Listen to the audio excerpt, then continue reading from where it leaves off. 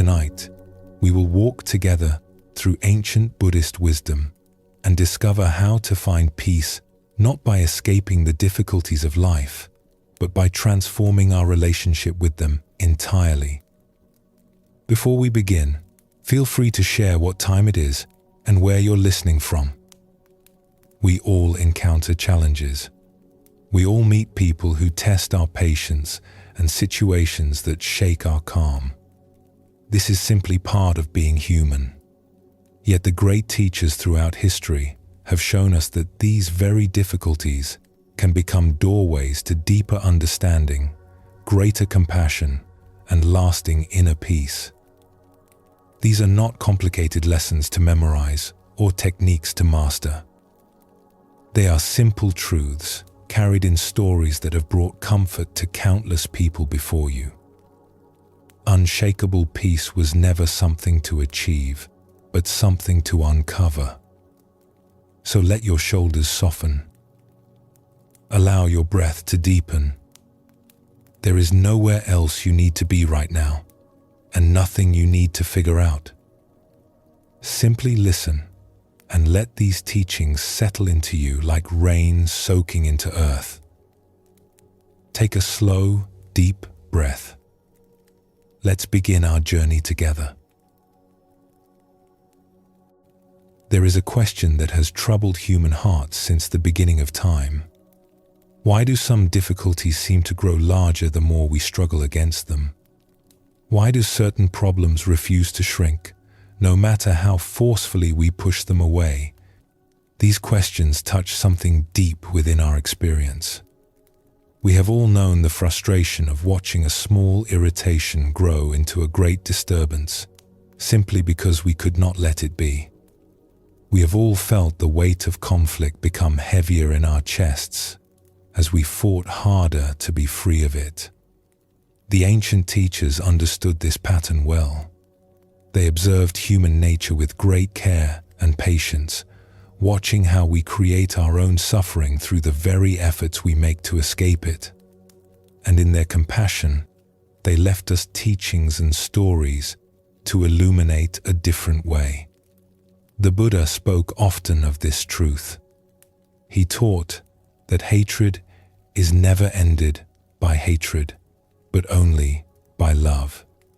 This is an eternal law.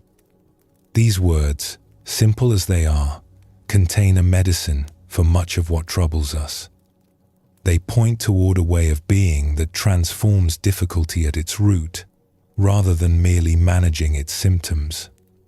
Let us discover what happens when we stop fighting what disturbs us and begin, instead, to welcome it with an open heart. When something unpleasant enters our life, our first instinct is almost always to push it away. This is natural. This is human. When we touch something hot, we pull back our hand. When we taste something bitter, we spit it out. The body knows how to protect itself, and this knowledge runs deep. But the mind is not the body, and the difficulties we face in our relationships, our emotions, and our inner life do not always respond to pushing in the way we expect. In fact, something curious often happens. The more we push, the more we struggle, the more firmly the difficulty seems to plant itself in our experience. Consider how this works with worry. When a troubling thought arises and we try to force it from our mind, what happens? For most of us, the thought returns stronger than before. It is as though our resistance has given it energy, fed it somehow, made it more substantial and more persistent. The same pattern appears with difficult emotions. When anger arises and we tell ourselves we should not be angry, when we clench our teeth and try to suppress the feeling, it often burns hotter beneath the surface.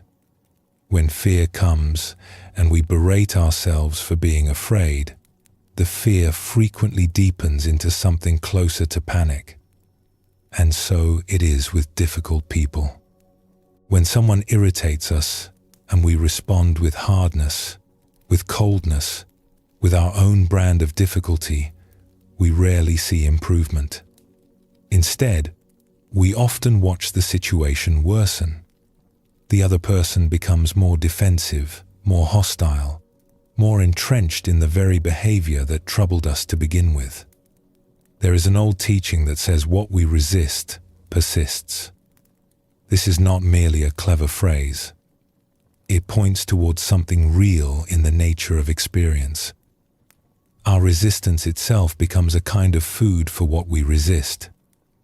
Our struggle becomes the very fuel that keeps the fire burning.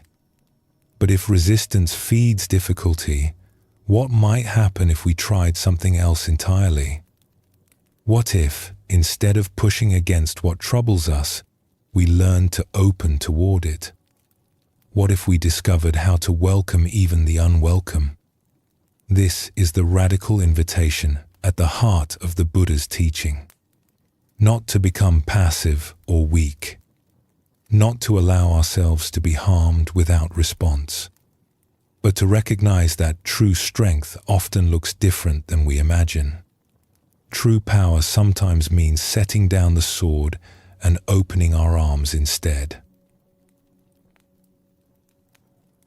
Let us explore a story that has been told for many generations, a tale that carries within it seeds of profound wisdom.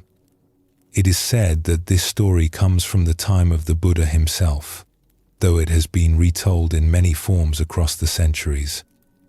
Listen now and let the images settle gently into your heart. Once, in a distant land, there stood a magnificent palace at the center of a great kingdom. The palace was known throughout the realm for its beauty and its peace. Tall columns of polished stone rose toward painted ceilings. Gardens filled with fragrant flowers surrounded quiet courtyards where fountains sang softly through the day and night. Those who lived and worked within these walls moved with a certain grace, for the kingdom was prosperous and the times were good. The ruler of this kingdom was known far and wide as a wise and gentle sovereign. Through years of careful study and deep reflection, this ruler had cultivated a heart of unusual kindness. Advisors came from distant lands, seeking counsel. Common folk felt at ease in the royal presence. Even the servants spoke of their sovereign with genuine warmth, for they were treated not as lesser beings but as members of one great household. On a particular day, however, the wise ruler was away from the palace, attending to matters in a distant province. The hall stood quiet in the afternoon light. Ministers went about their duties. Guards kept their posts. The great throne room, with its high windows and ancient tapestries, sat empty and still. It was into this peaceful scene that something unexpected arrived. No one could say later exactly how it began. Perhaps a shadow fell across the courtyard that should not have been there. Perhaps a cold wind stirred the curtains in rooms where no window was open. But somehow, without warning, a creature appeared in the outer halls of the palace. It was unlike anything the palace dwellers had ever seen. To call it a demon is to use the word that the old stories use, but perhaps we might also call it the embodiment of all that is difficult and unwelcome in life. It was not large at first. It stood perhaps the height of a young child. But there was something deeply unsettling about it, something that made the stomach clench and the heart beat faster. Those who first encountered this creature in the outer halls froze where they stood. Some could not move at all. Others backed away slowly, their hands raised as though to ward off something they could not name. And in the confusion that followed, the creature simply walked forward, passing through doorway after doorway, moving ever closer to the heart of the palace. It walked through the Hall of Ancestors, where portraits of generations past watched in silent dignity. It passed through the Chamber of Scrolls, where the kingdom's laws and histories were carefully preserved. It climbed the wide stairs that led to the throne room itself, leaving behind it a faint trail of dampness on the polished floors. And there, in the great throne room, beneath the high windows where the afternoon light fell in golden shafts, the creature did something extraordinary. It walked directly to the throne, the ancient seat of the kingdom's rulers, and it sat down. When the guards finally recovered from their shock, when the ministers and advisors gathered their courage and entered the throne room, they found the creature sitting calmly on the throne, as though it had every right to be there, as though it belonged. The sight was intolerable. The throne was sacred. It represented everything the kingdom held dear. To see this unwelcome being, this offensive creature, sitting in the place of their beloved ruler, filled the gathered officials with a fury they could barely contain. One of the senior ministers was the first to speak. His voice trembled with outrage. "How dare you enter this place?" he said. "How dare you sit where you do not belong? Leave at once or face the consequences." The words hung in the air of the great room. And then something remarkable happened. Something that no one expected. The creature seemed to grow. Not quickly, not dramatically, but unmistakably. Where it had been the height of a child, it was now the height of a youth. Its form became more solid, more substantial. The smell that emanated from it grew stronger, and its eyes, already cold, seemed to darken further. The officials exchanged glances of alarm. Perhaps harsher words were needed. "You are not welcome in this sacred place," said a military commander, his hand on the hilt of his sword. "We will drive you out by force if necessary." Again the creature grew. It was now the size of a full-grown man. The tapestries on the walls seemed to shrink in its presence. The golden light from the windows seemed to dim. The response came swiftly. More guards were summoned. More voices raised in anger. Threats were made. Weapons were drawn. The air in the throne room grew thick with hostility, with the desire to destroy this unwanted presence, to restore the peace by whatever means necessary. And with each angry word, each hostile gesture, each hateful thought that arose in the minds of those gathered, the creature grew larger. It was now taller than any person in the room. Its head approached the ceiling.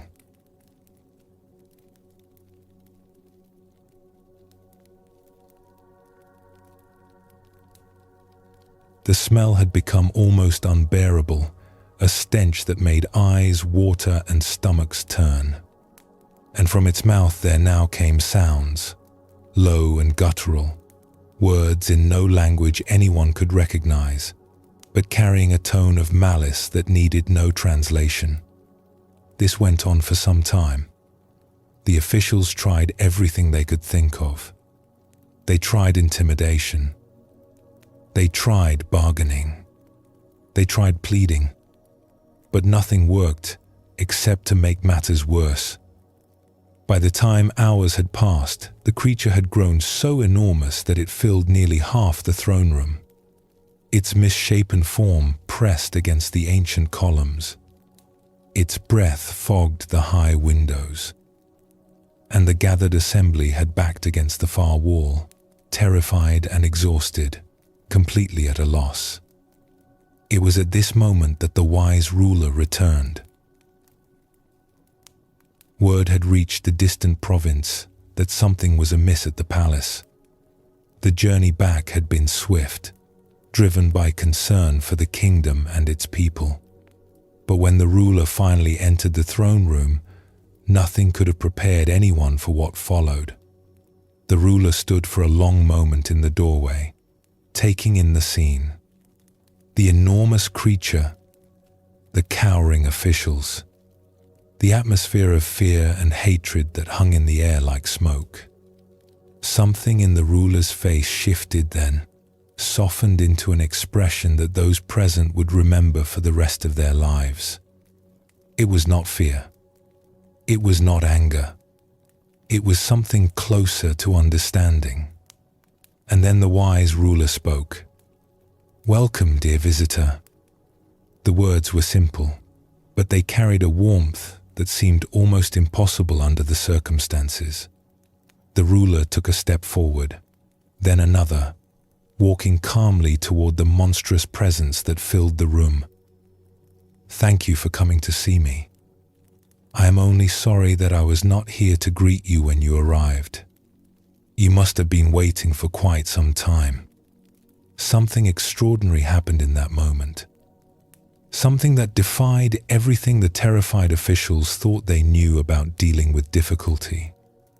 The creature, this massive and terrible presence that had grown larger with every harsh word, began to shrink. Not by much at first, perhaps an inch or two, but unmistakably, the creature was smaller than it had been a moment before. The ruler continued forward, still speaking in that same tone of gentle welcome. "You must be tired after your journey. Please, make yourself comfortable. Is there anything I can offer you? Some water, perhaps? Something to eat?" The creature shrank again. Its eyes, which had held nothing but cold darkness, seemed to flicker with something like confusion. The officials watched in astonishment as their ruler approached the throne, showing no trace of fear, radiating only kindness. "I can see that my household has not treated you well in my absence. Please forgive them. They did not understand. They thought you were an enemy, when in fact you are my guest." With each kind word, the transformation continued. The creature that had filled half the throne room was now only the size of a large bear. Its form was becoming less solid, less threatening. The terrible smell was beginning to fade. And then something even more remarkable began to happen. Taking their cue from the ruler, the others in the room began to change their approach as well. One minister, finding courage he did not know he possessed, spoke up. "Perhaps our guest would like some tea. We have a lovely blend from the mountain provinces. Very soothing after a long journey."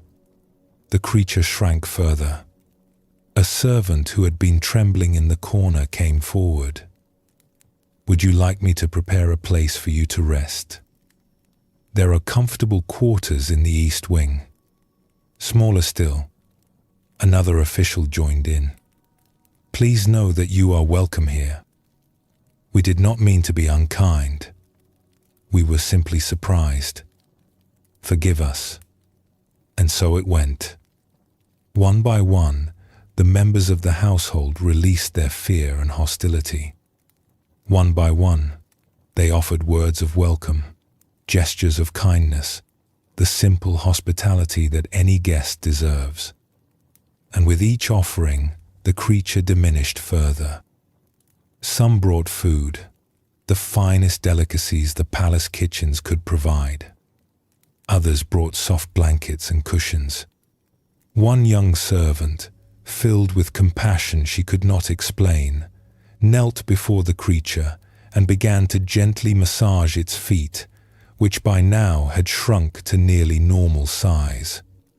The creature that had seemed so terrible, so impossibly huge and threatening, was now no larger than a small dog. Its features had softened. The darkness in its eyes had given way to something almost like wonder, and the smell that had been so offensive had transformed into something almost sweet, like rain on dry earth. Finally, as the last acts of kindness were offered, as the last words of welcome were spoken, the creature gave something that might have been a sigh. And then, quietly, without drama or fanfare, It simply faded away. Where there had been a monster, there was only empty air. The throne room was peaceful once more. This story, it is said, comes from the Buddha's own collection of teachings. He called such beings anger-eating demons. They are creatures that grow strong on the energy of hostility, that feed on our resistance, as fire feeds on dry wood. And the only way to overcome them is not through force, which only makes them stronger, but through kindness, which starves them of their food. But we need not think of actual demons to find the truth in this tale. Look at your own life. Look at the difficulties you face, the people who trouble you, the situations that refuse to improve no matter how hard you struggle against them. How often have you met difficulty with resistance, only to watch it grow? How often have you faced a challenging person with coldness or anger, only to see them become more challenging still? How often have you tried to force a problem to go away, only to find it more firmly planted than before? The anger-eating demon lives in our relationships. It lives in our workplaces and our homes. It lives in the conflicts we carry within our own hearts. And it grows stronger every time we feed it with our hostility. But there is good news in this teaching.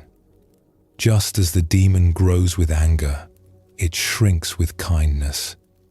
Just as resistance feeds difficulty, acceptance transforms it. We have within us, at every moment, the power to choose which way we will go. This does not mean we must become doormats. It does not mean we allow ourselves to be harmed without response.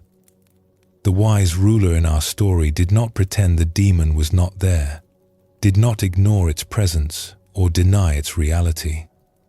Rather, the ruler met reality as it was, but chose to meet it with kindness rather than hatred. This is the true meaning of strength. Not the power to destroy what troubles us, but the wisdom to transform it through the quality of our response. How might we apply this ancient wisdom to our modern lives? Begin by noticing. Simply notice, with gentle curiosity, how you typically respond when difficulty arises. When a person annoys you, what happens in your body? What thoughts arise in your mind? What words come to your lips? There is no need to judge what you find. Simply observe, as you might observe clouds passing across the sky. Then, in a moment of difficulty, see if you can pause before responding. This pause is precious. In that small gap between stimulus and response lies all of our freedom. In that moment of stillness, we can choose. Try, just once, responding to difficulty with welcome instead of resistance. This might feel strange at first. It might feel unnatural, even foolish. But watch what happens. Watch how the difficulty responds when you do not feed it with your hostility. You might say inwardly, "Welcome, difficulty. I see you are here. I will not fight you." You might offer kindness to a challenging person, not because they deserve it, but because you understand that kindness is the only thing that truly works. You might simply soften your body, release the tension in your jaw and shoulders, and breathe. The Buddha taught that we are not punished for our anger. We are punished by our anger. Our hostility harms us more than it harms anyone else. When we learn to set it down, we free ourselves from a burden we may have been carrying for a very long time. The demons of difficulty will continue to arrive in our lives. This is simply the nature of being human. But we need not let them grow to fill our entire throne room. We need not exhaust ourselves fighting what cannot be overcome by force. Instead, we can welcome them. We can offer them tea. We can speak to them with kindness. And we can watch with wonder as they slowly fade away. Let us rest here for a moment. Allow these teachings to settle gently into your heart. Take a slow, nourishing breath. And when you are ready, we will continue our journey together.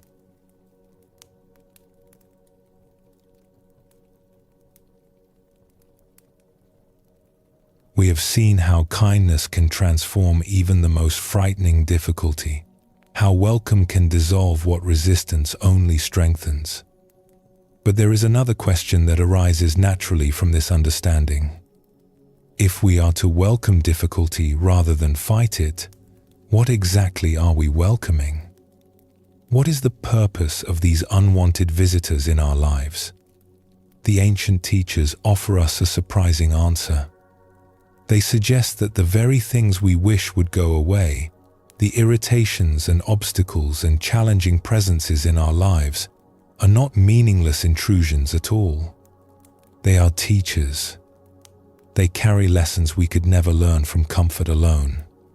This is not easy to accept at first. When we are struggling with a difficult situation or a challenging person, the last thing we want to hear is that this struggle is somehow good for us. We want relief, not instruction. We want escape, not education. And yet, if we look honestly at our own growth, at the moments in our lives when we truly deepened in wisdom and compassion, we often find that these moments did not come during times of ease. They came during times of difficulty. They came when we were stretched beyond what we thought we could bear and discovered that we could bear it after all. There is a saying that has been passed down through generations of practitioners. Whatever irritates you, whatever troubles you, that is your teacher. These simple words contain a revolution in how we might approach the difficulties of life. Consider what this means. The coworker who tests your patience is not simply an obstacle to your happiness. They are offering you an opportunity to develop patience you did not know you had. The situation that refuses to go as planned is not merely a frustration. It is a chance to practice flexibility, acceptance, the art of letting go. This does not mean we should seek out difficulty or manufacture problems where none exist. Life provides more than enough challenges without our adding to them. But when difficulty comes, as it inevitably will, we can choose how to receive it. We can see it as an enemy to be defeated, or we can see it as a teacher to be honored.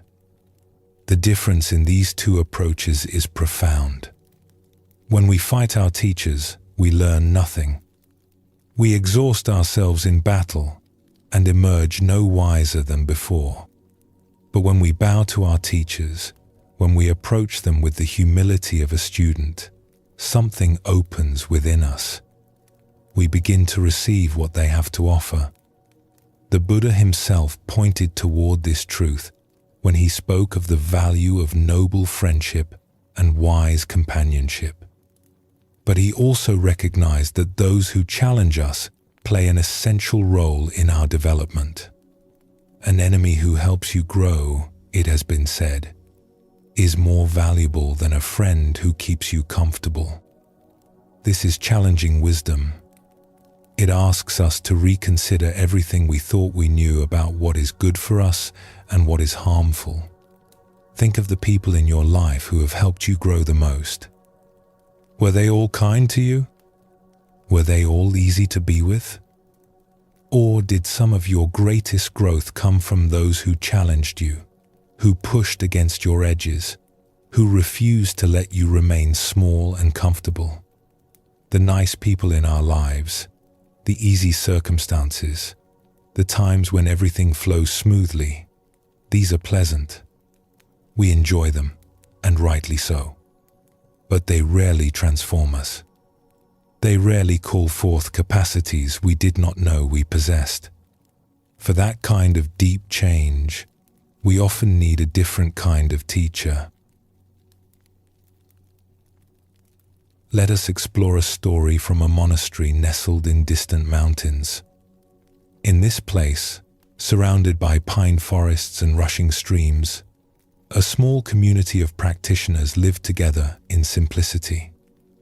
They had come from different places and different walks of life, united by a common wish to deepen in wisdom and find lasting peace. One young practitioner had arrived at the monastery with great hopes. She had read the ancient teachings and felt her heart stir with longing for the tranquility they described. She imagined herself meditating in peaceful halls, sharing gentle conversation with like-minded souls, growing steadily in understanding and compassion. The reality, as it often is, proved somewhat different. The monastery was indeed beautiful. The teachings were profound. But living in close community brought challenges she had not anticipated.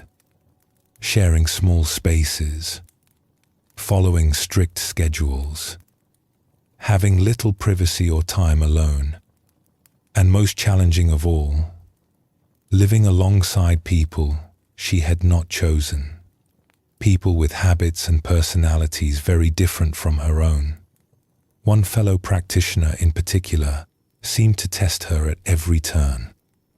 This person, who had lived at the monastery for many years, had a manner that the young woman found almost unbearable. They spoke too loudly during quiet hours. They offered unsolicited advice on everything from meditation posture to how to wash the dishes. They had opinions on every topic and shared them freely, whether anyone wished to hear them or not.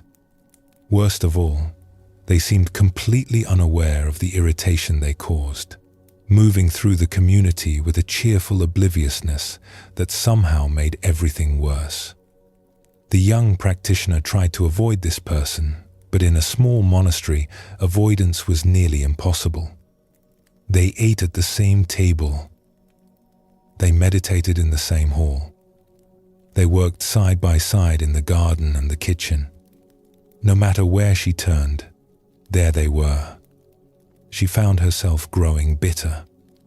I came here to find peace, she thought, and instead I have found this person. How can anyone make progress with such a disturbance in their midst? After several months of struggle, the young woman approached one of the elder teachers at the monastery. She poured out her frustrations, describing in detail all the ways this difficult person made her life unpleasant. Surely, she thought, the teacher would understand. Perhaps they would speak to this person, ask them to be more considerate. Perhaps they would allow her to move to a different part of the monastery, away from this constant irritation. The elder listened patiently to everything she had to say. When she finished, the teacher was quiet for a long moment. Then they smiled gently. "What a blessing," the elder said, "to have such a teacher living among us." The young woman stared. "A teacher? This person teaches nothing but frustration. And what greater teaching could there be?" The elder replied, "You came here to learn patience, did you not? How will you learn patience if everything is always pleasant? You came to develop compassion. How will compassion grow if you only encounter people you find easy to love?" The elder paused, letting these words settle. There is an old saying, whatever irritates you, whatever troubles you, that is your teacher. This person you find so difficult is offering you exactly the lessons you need most. The young woman felt resistance rising in her chest. This was not what she wanted to hear. But surely there must be some peace in spiritual practice, some relief from difficulty. "The peace you seek," the elder said gently, "does not come from the absence of difficulty. It comes from how you meet difficulty when it arises. This person is giving you the opportunity to practice every single day. They are showing you exactly where your love has limits, exactly where your work lies. In the Buddhist tradition, there is a practice called loving-kindness meditation. In this practice, we cultivate feelings of warmth and goodwill, first toward ourselves, then toward those we love, then toward those we feel neutral about, and finally toward all beings everywhere without exception. May all beings be happy. May all beings be peaceful. May all beings be free from suffering. These words, repeated again and again, slowly work upon the heart like water wearing smooth as stone. Over time, they soften our habitual tendencies toward judgment and separation. They open us to a love that excludes nothing and no one. But the young woman discovered something interesting about her own practice of loving kindness. When she sat to meditate and offered these wishes of well-being to all beings, she found that she did not quite mean it. May all beings be happy, she would say, and in her heart she would add, except that one person at breakfast who talks too much. May all beings be peaceful, except that voice that interrupts my quiet contemplation. May all beings be free from suffering, but maybe that person could experience just a little discomfort, just enough to make them aware of how they affect others. She noticed this with some embarrassment. Here she was, supposedly practicing universal love, and her love had very clear boundaries. It extended to some beings but not to others. It was conditional, limited, full of exceptions. This is, perhaps, more common than we might like to admit. We all have our exceptions. We all have people we would rather not include in our circle of care. But the young woman began to see that these exceptions were not separate from her practice. They were the heart of her practice. This difficult person was showing her exactly where her love was limited, exactly where her growth needed to happen. As one teacher put it, the obstacles to our practice are the practice itself. Armed with this new understanding, the young woman decided to try something different. Instead of avoiding the difficult person or quietly resenting them, she would attempt to truly include them in her loving kindness. She would try to extend her care even to this person who had caused her such frustration. It was not easy. The first time she sat in meditation and deliberately brought this person to mind, sending them wishes of happiness and peace, something in her resisted. Her mind generated a list of all the reasons this person did not deserve her goodwill. Her body tensed with remembered irritations. But she stayed with it. She breathed gently and repeated the phrases, "May you be happy. May you be peaceful.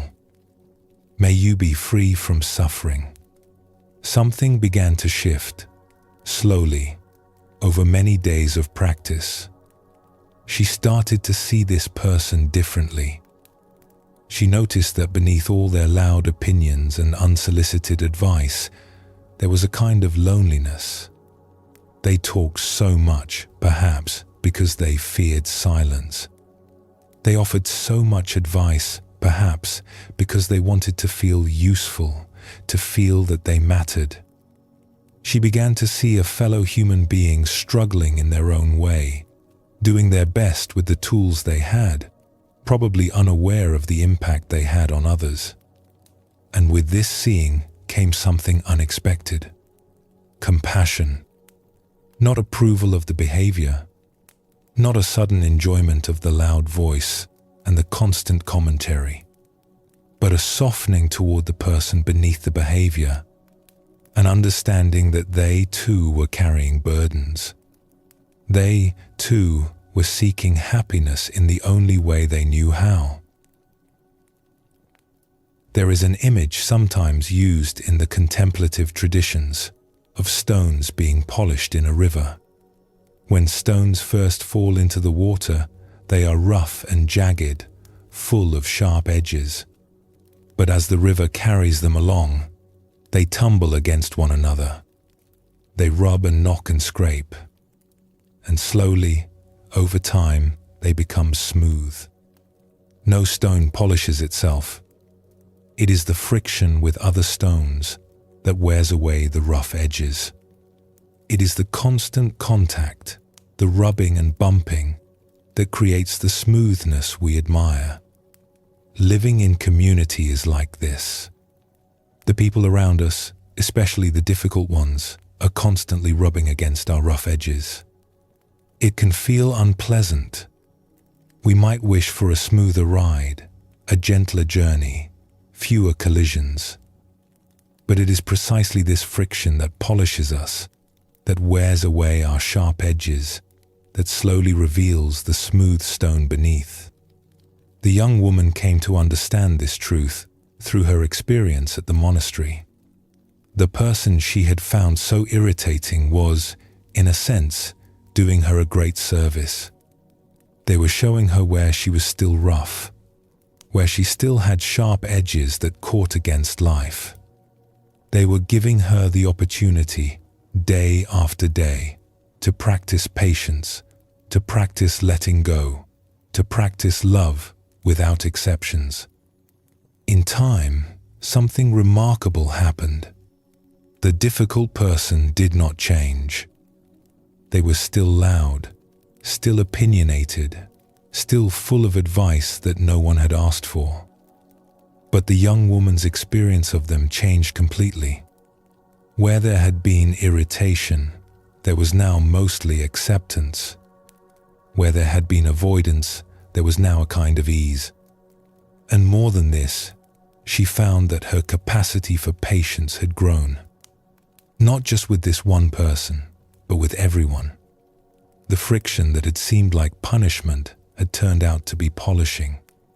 She was becoming smoother, more able to flow with life rather than catching against it. In the years that followed, this practitioner grew in depth and understanding.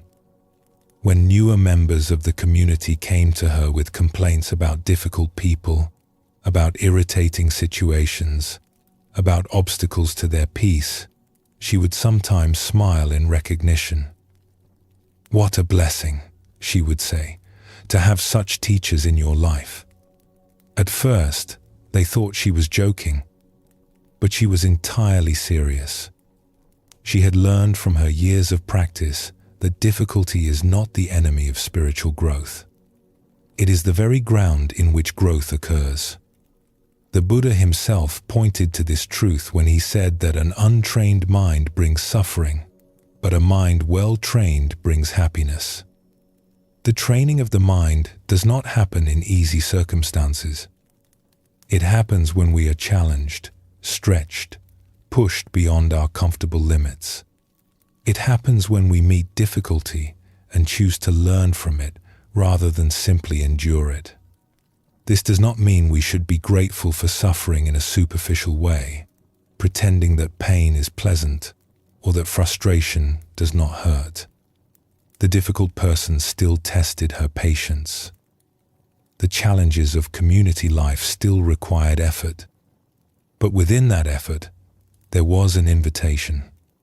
Within that difficulty, there was a door. We can walk through that door if we choose. We can bow to our teachers, even the unwanted ones, and say, "Thank you. I am ready to learn." How might we begin to see our difficulties as teachers? The next time you encounter an irritation, a minor frustration, something that disrupts your peace, you might pause before you react. Take a breath and ask yourself, with genuine curiosity, what might this be teaching me? Perhaps the slow driver in front of you is teaching patience. Perhaps the interruption to your plans is teaching flexibility. Perhaps the person who criticizes you is teaching you not to depend so heavily on others' opinions. Perhaps your own restless mind is teaching you how much work remains to be done. We cannot always see the teaching in the moment.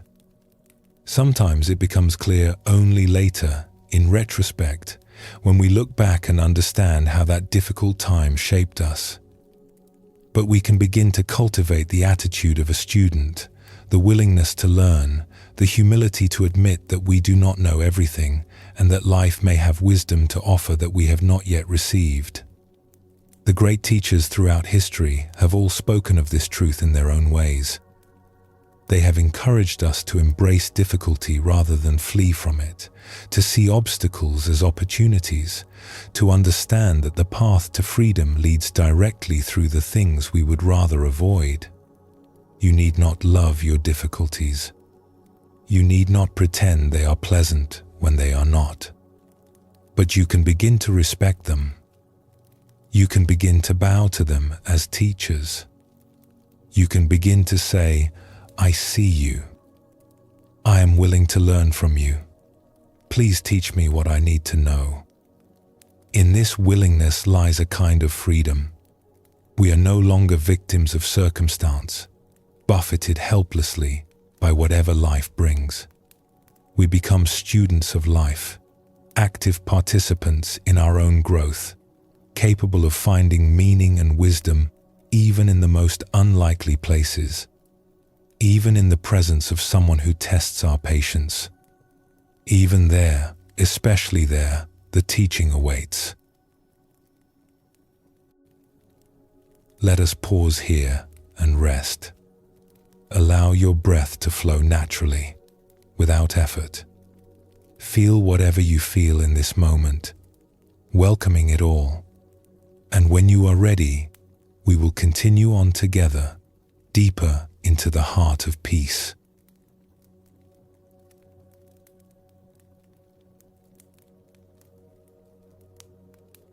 We have begun to see how difficulty can become a teacher, how the very people who test our patience may be offering us exactly the lessons we most need to learn.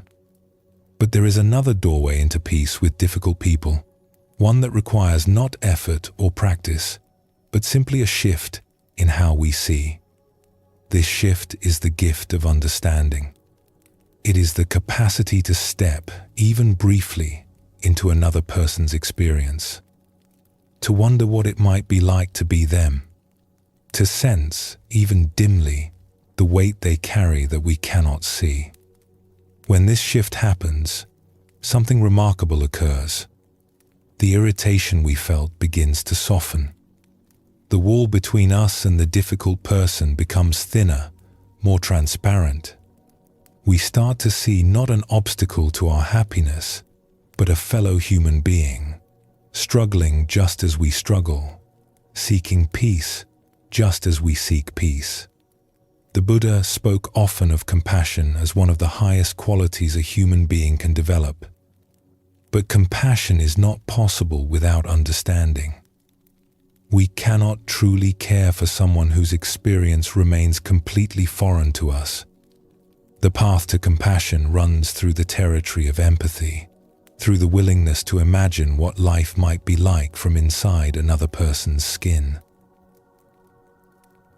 There is a reflection that has helped many people transform their relationship with difficult people.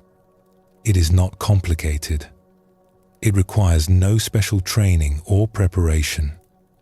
It is simply this: when you encounter someone who troubles you, someone whose behavior is irritating or hurtful or simply hard to bear, pause for a moment and consider. You only have to endure this person for a short time. Perhaps a few minutes. Perhaps an hour. Perhaps, if they are very close to you, a few hours each day. But they have to live with themselves all day long. Let this sink in. Whatever quality makes this person difficult for you to be around, they experience that quality constantly. They wake up with it. They carry it through every moment of their day. They go to sleep with it.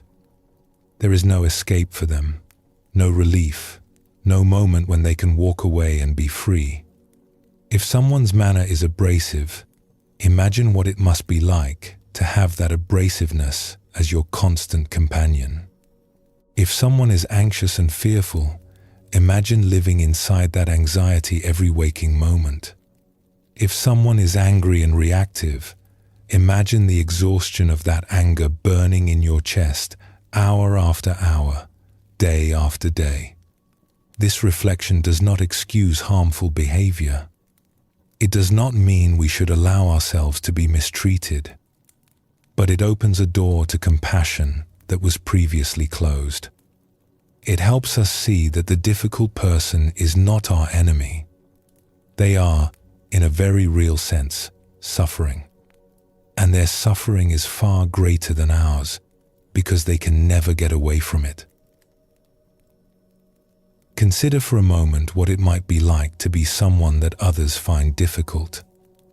Imagine going through life and sensing, even if only dimly, that people avoid you.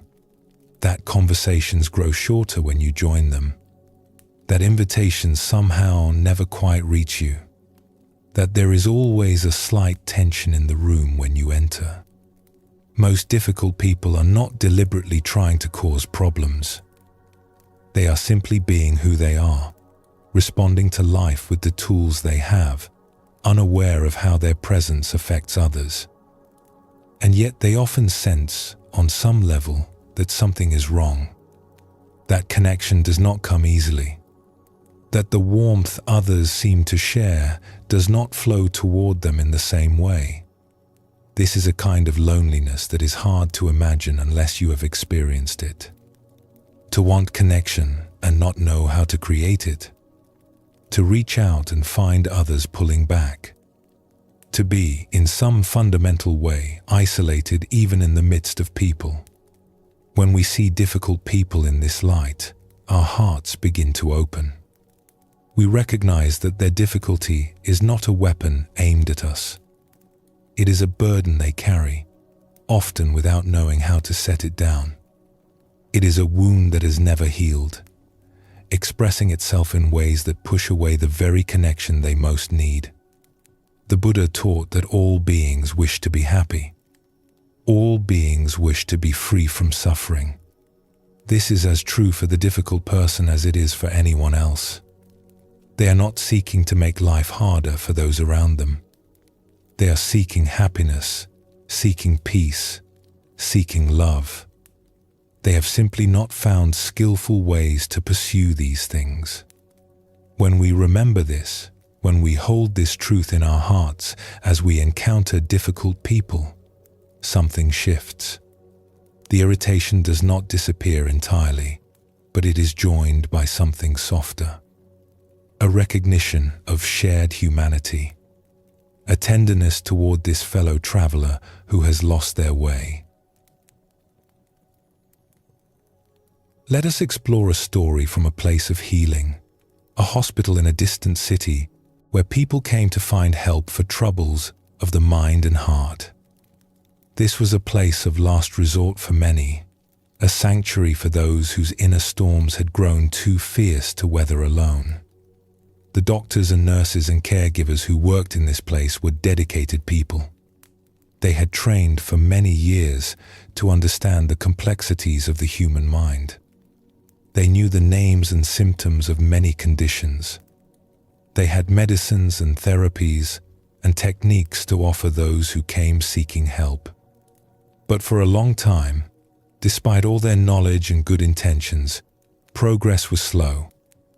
Patients would arrive in crisis, receive treatment, stabilize somewhat, and then return again when the next crisis came. The cycle seemed endless. The healers were doing everything they knew to do, yet true and lasting healing remained elusive. Then something changed. A new approach was introduced, one that seemed almost too simple to work. Instead of focusing primarily on what was wrong with each patient, the caregivers began to focus on what was right. This requires some explanation. When someone is struggling with troubles of the mind, Their experience is not uniform. There are times when the storm is raging, when thoughts become confused and feelings become overwhelming. But there are also times of calm, periods when clarity returns and the person can think and feel and relate in ways that feel healthy and whole. Previously, the caregivers had focused most of their attention on the storms. They watched carefully for signs of trouble. They intervened when symptoms flared. They built their understanding of each patient around the patterns of their illness. The new approach turned this around. Instead of watching for storms, the caregivers began to watch for sunshine. They paid attention to the moments when patients were calm, when they were connecting well with others, when they showed insight and wisdom and grace. And rather than simply noting these moments and waiting for them to pass, they celebrated them. They named them. They helped patients recognize and value these experiences of wellness. What happened next surprised many who witnessed it. As the caregivers shifted their attention toward moments of wellness, those moments began to expand. Patients who had been trapped in cycles of crisis began to experience longer and longer periods of stability. The storms still came, but they came less often and lasted for shorter times. The spaces of peace between them grew wider and wider. This was not magic, though it might have seemed that way. It was simply the natural result of a profound truth. What we give attention to grows. When we focus on what is wrong, on the difficulties and deficiencies and problems in ourselves or others, we are in a sense feeding those things. Our attention is a kind of nourishment. It strengthens whatever it touches. By constantly attending to illness, the caregivers had been inadvertently giving illness more power, more presence, more weight in their patient's experience. But attention works the other way as well. When we focus on what is right, on the moments of health and clarity and connection, we nourish those things instead. We help them grow stronger. We give them more power to hold their ground against the storms. This is not positive thinking in a superficial sense. It is not pretending that difficulties do not exist. The caregivers did not ignore their patients' struggles or dismiss their pain. They simply chose to also see, and to help their patients see, the health that existed alongside the illness. They chose to nurture what was already whole, rather than only fighting what was broken. The ancient teachers understood this principle well. The Buddha spoke of cultivating wholesome states of mind, of deliberately nurturing qualities like kindness, compassion, joy, and equanimity. He knew that the mind, like a garden, grows whatever is planted and tended. If we plant seeds of awareness around our difficulties and water them daily with our attention, those difficulties will flourish. But if we plant seeds of awareness around our moments of peace and wisdom, those will flourish instead. This same principle applies to how we see difficult people. When we focus on their difficulties, on the ways they irritate us, on their faults and failings and frustrating habits, we are in a sense strengthening those qualities in our perception. We are building a picture of this person that consists primarily of their shadows. And then we wonder why they seem so dark to us. But everyone, even the most difficult person, has moments of light. Everyone has qualities that are admirable, even if those qualities are hidden or rarely expressed. Everyone has within them the capacity for kindness, for wisdom, for connection. The question is whether we can see these things, or whether our focus on difficulties has blinded us to them. There is a practice sometimes called looking for the Buddha nature in others. In this practice, we deliberately search for the light in each person we encounter. We ask ourselves, what is good in this person? What do they do well? What qualities do they have that I might admire? This is not about making excuses for bad behavior or pretending that difficulties do not exist. It is about expanding our vision so that we see the whole person, not just the parts that trouble us. It is about remembering that every human being is a complex mixture of light and shadow, and choosing to give our attention to the light. When we practice this way of seeing, something remarkable happens. The person does not change, but our experience of them transforms. We begin to notice things we had missed before. Small kindnesses, moments of insight, flashes of humor or generosity or courage. The difficult person becomes more three-dimensional in our perception, more human, more like us. And often, as we shift our attention toward what is good in someone, they seem to shift as well. Not because they are aware of our inner practice, but because of how our changed perception changes our behavior toward them. We become warmer, more open, more willing to engage. And they, sensing this shift, often respond in kind. The light we were looking for begins to appear more frequently, nurtured by our attention and our care. Let us return to the reflection we began with. The difficult person has to live with themselves all day long. But there is more to this truth than simply the weight of their own difficult qualities. Consider also the loneliness. Most people who struggle to connect with others are aware, at some level, that something is wrong. They see others forming friendships easily. They watch as invitations flow to everyone but them. They feel the subtle ways that people withdraw from their presence. This awareness, even when it is buried beneath defenses and denial, creates a deep kind of pain. It is the pain of isolation, of not belonging, of being somehow outside the circle of warmth that most humans need to thrive. When we see difficult people with this understanding, our hearts cannot help but soften. We recognize that their difficulty is not a sign of strength, but of struggle. It is not an attack, but a wound. They are not our enemies, but our fellow sufferers, caught in patterns they may not know how to escape. The Buddha taught that compassion naturally arises when we truly see another being suffering. We do not have to manufacture it or force it. We simply have to see clearly. And when we see clearly the suffering that lies beneath difficult behavior, compassion arises on its own. This compassion is not weak or passive. It does not mean allowing ourselves to be harmed or staying in situations that damage us. But it changes the quality of our response. Instead of reacting with anger or resentment, we can respond with firmness that is also kind. We can set boundaries without hatred.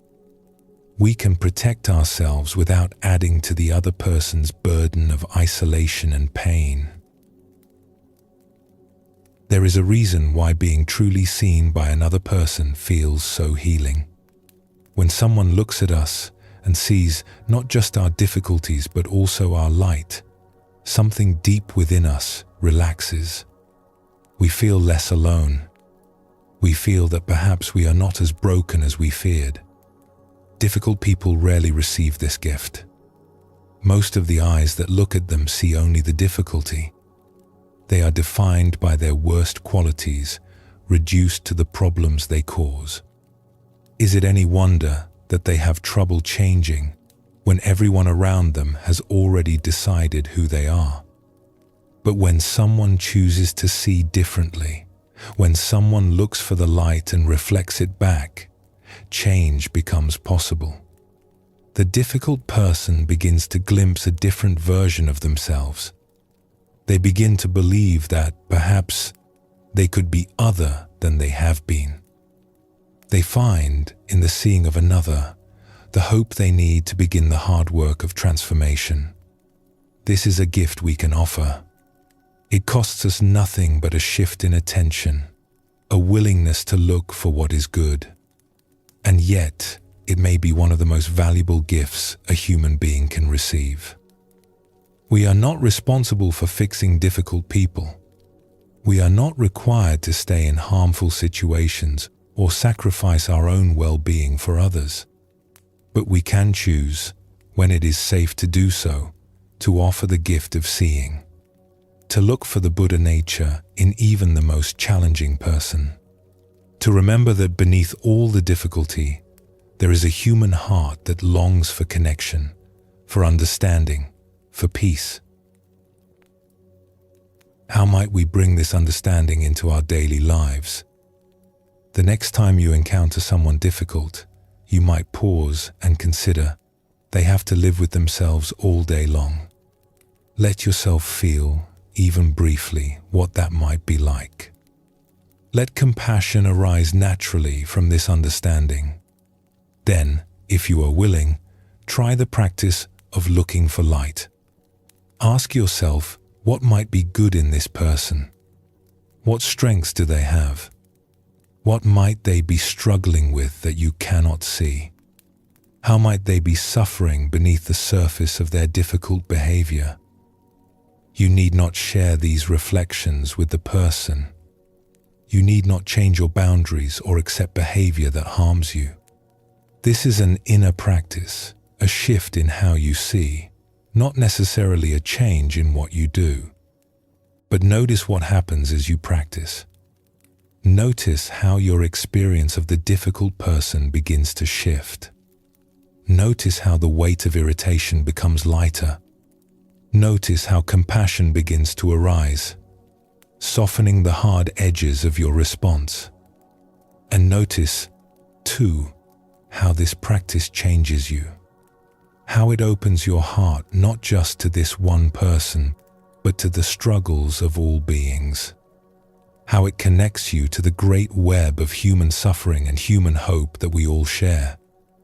We are all doing our best. We are all struggling. We are all seeking happiness and so often missing the mark.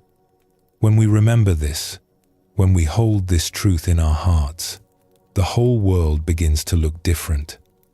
The difficult people become less like obstacles and more like mirrors, reflecting back to us our shared humanity, our shared vulnerability, our shared wish to find peace. Let us rest here for a moment. Breathe gently. Let your heart soften toward all beings, including yourself. And when you are ready, we will continue together.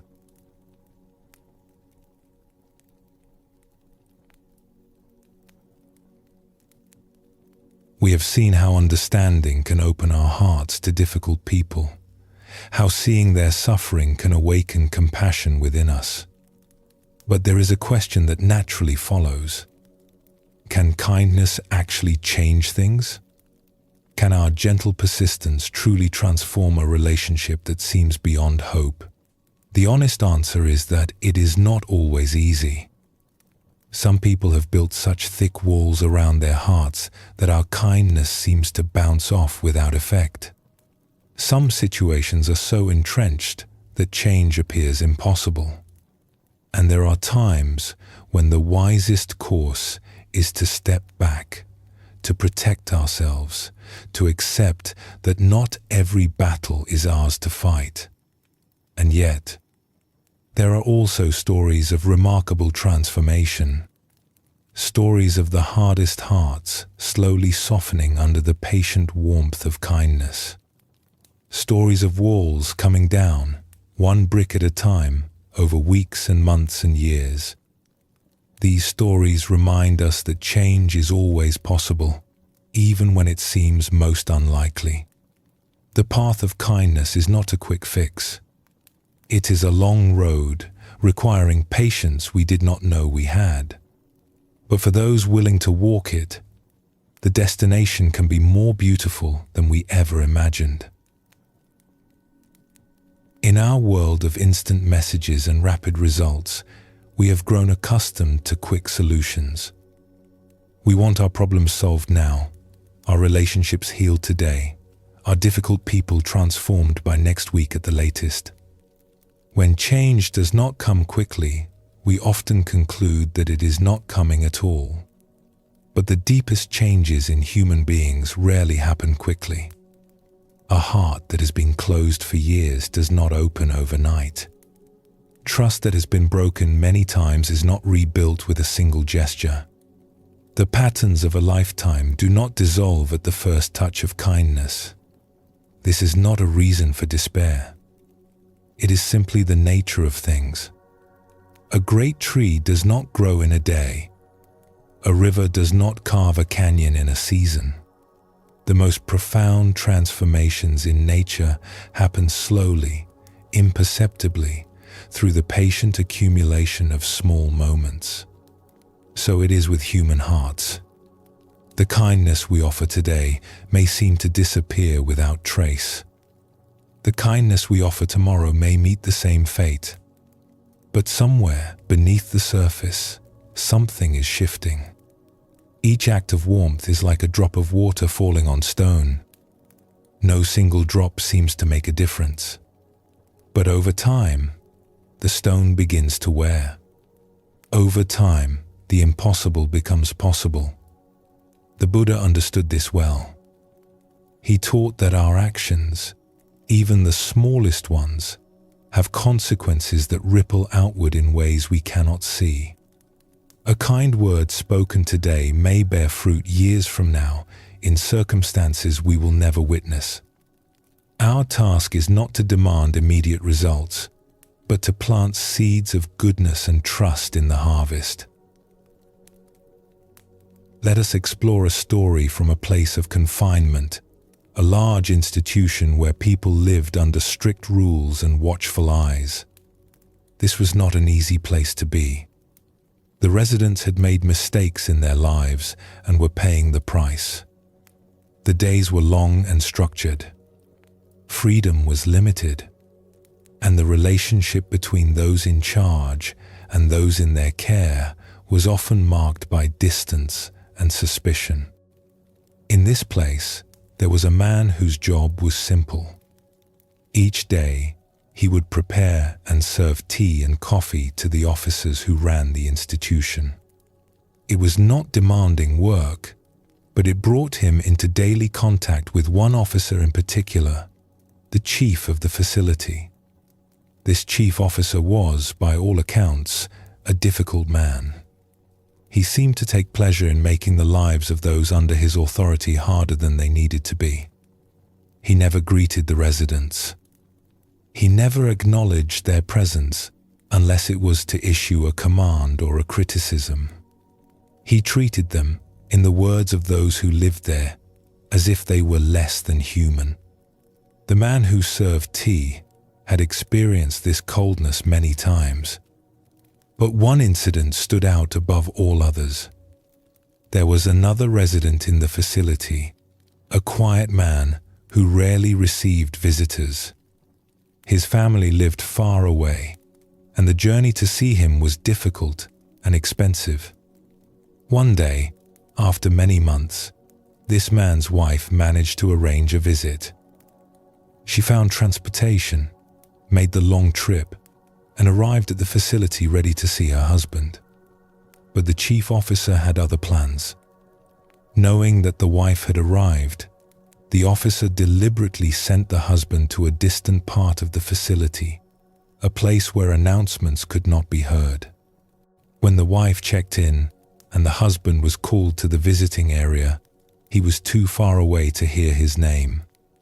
The calls were repeated. A search was conducted. But by the time he was found and brought back, visiting hours had ended. His wife had come all that way for nothing.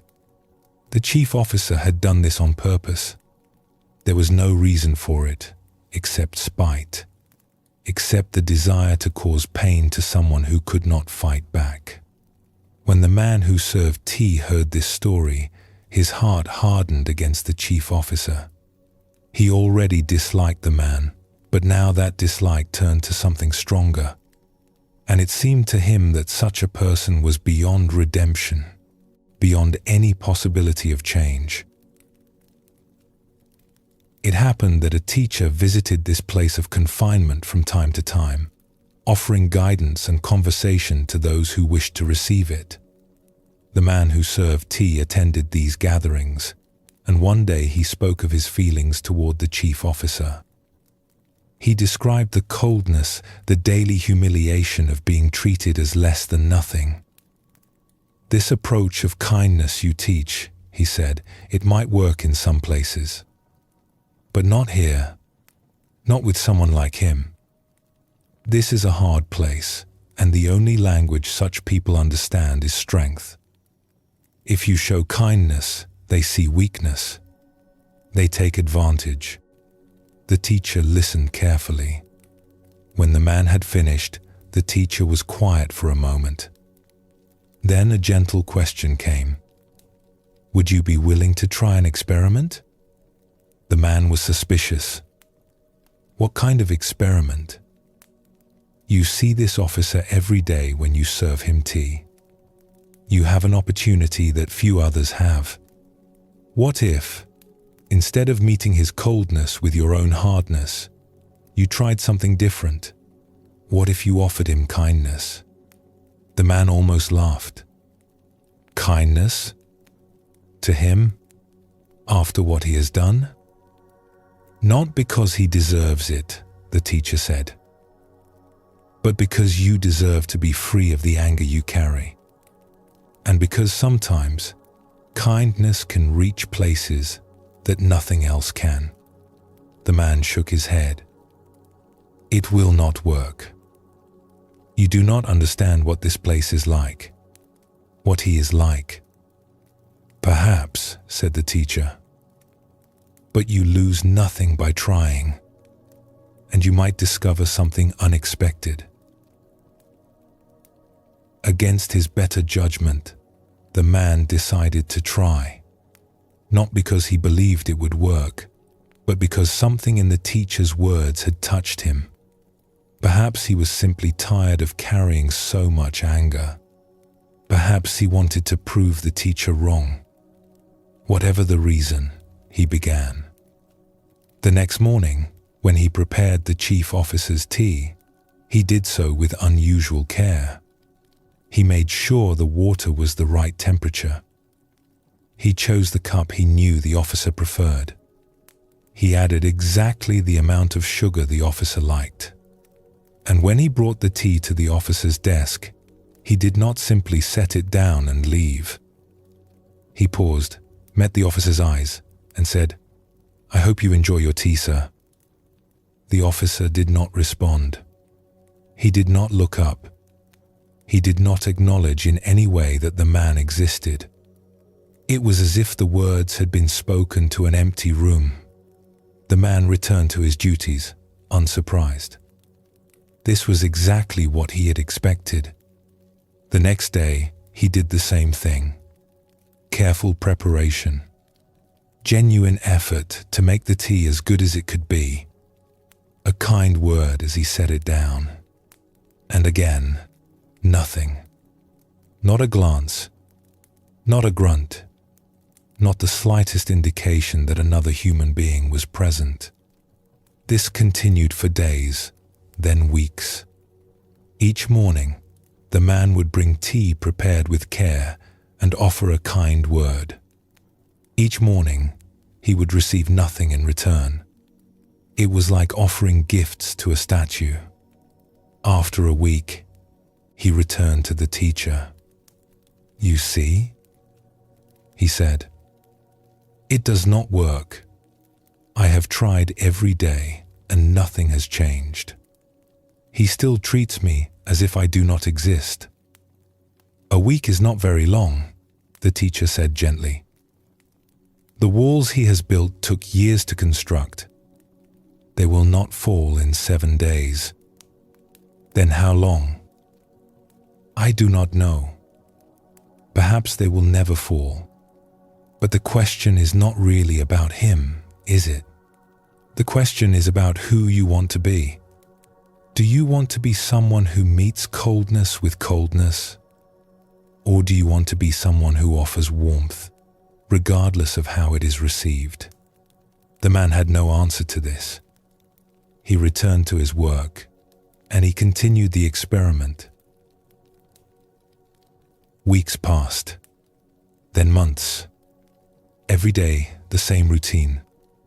Tea prepared with care, a kind word offered, and nothing in return. The man began to feel foolish. He imagined the other residents watching him, thinking he was weak or naive. He imagined the officer secretly laughing at his efforts. But something else was happening too. Something he had not expected. He noticed that the anger he had carried for so long was beginning to fade. Not completely, not all at once, but gradually. The daily practice of offering kindness, even unreturned kindness, was changing something in him. He was becoming softer, more patient, more at peace. He also began to see the officer differently. Not with approval, certainly. The pain of the past was not forgotten, but with something closer to curiosity. What had made this man so hard? What pain was he carrying that he needed to inflict pain on others? What would it be like to live inside such a cold heart? These questions did not excuse the officer's behavior, but they opened a small door of understanding that had been firmly closed before. And so the man continued, not because he expected results, but because the practice itself had become valuable to him. He had discovered that offering kindness, regardless of response, was its own reward. It was a morning like any other when the first change came. The man had prepared the tea with his usual care. He had found some biscuits that he knew the officer liked and arranged them neatly on a small plate. He brought everything to the officer's desk, set it down gently, and said, "Good morning, sir. I hope your day goes well." He expected nothing. He had learned to expect nothing. But this time, something different happened. The officer looked up. Not for long. Not with warmth. But he looked. And from his lips came a sound. A small sound, barely audible. Something between a grunt and a word. It was not much. To an outside observer, it might have seemed like nothing at all. But the man knew what it meant. For the first time, the officer had acknowledged that he existed. For the first time, there had been a response. The man felt something shift in his chest, a lightening, a hope he had not allowed himself to feel. He did not expect the progress to continue. One grunt did not mean transformation. The officer might return to stone the very next day. But something had cracked, however slightly. The wall was no longer quite as solid as it had been. The man continued his practice with renewed dedication. Some days, there was another grunt. Some days, nothing at all. Progress, when it came, was measured in the smallest of gestures. A brief glance, a slight nod, the tiniest relaxation of a rigid face. And then, one morning, it happened. The man had taken extra care that day. He had found a particular kind of tea he thought the officer might enjoy, something a little special, a little out of the ordinary. He had arranged everything beautifully. He brought it to the desk, set it down, and offered his customary kind words. The officer looked up. Their eyes met, and then, in a voice rusty from disuse but unmistakable, the officer spoke. "Thank you." 2 words. Just 2 small words. But they landed like a thunderclap. The man stood frozen for a moment, unsure he had heard correctly. In all his time at this institution, he had never heard this officer thank anyone for anything. It was unprecedented. It was, in its way, miraculous. Words spread quickly. In a place where news travels fast, this was the news of the day, the week, the month. The chief officer had said thank you to a resident, in front of others. Something that had seemed impossible had happened. What does this story teach us? It teaches us that patience matters. The man did not see results for a very long time. Most of us would have given up after a few days, a few weeks at most. But he continued, not knowing if his efforts would ever bear fruit. And eventually, they did. It teaches us that kindness changes us, even when it does not seem to change others. Long before the officer spoke those 2 words, the man who served tea had already been transformed. He had freed himself from the prison of his own anger. He had discovered a capacity for patience he did not know he possessed. The practice of kindness had made him a different person, regardless of the outcome. It teaches us that even the hardest hearts can soften. We never know what is happening beneath the surface of another person. The officer had seemed like stone, impenetrable, unchangeable. But somewhere inside, something was alive. Something was capable of responding to warmth. It simply needed more time, more persistence, more patience than most of us would think to offer. And it teaches us that our kindness matters, even when we cannot see the results. The man did not know, during all those months of offering and receiving nothing, that change was slowly occurring. He could not see the small shifts happening in the officer's heart. He had only the practice itself, the daily choice to offer warmth instead of coldness. And that was enough. That was everything. We must be honest here. This story had a beautiful outcome, but not all stories do. There are times when our kindness meets a wall that never cracks. There are people who are so deeply wounded, so firmly defended, that no amount of warmth can reach them. And there are situations where continuing to offer kindness would come at too great a cost to our own well-being. The teaching is not that kindness always works, if by works we mean changing the other person. The teaching is that kindness is always worth offering because of what it does in us, regardless of what it does in others. We cannot control how our kindness is received. We cannot guarantee that the walls will fall, that the hard heart will soften, that the cold person will warm. What we can control is who we choose to be.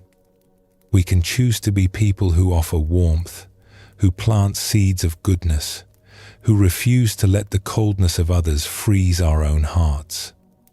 The Buddha taught that we are not responsible for the actions of others, only for our own actions. We cannot make someone else be kind. We can only be kind ourselves. We cannot force someone else's heart to open. We can only keep our own heart open. This is freedom. Not the freedom to control outcomes, but the freedom to choose our response.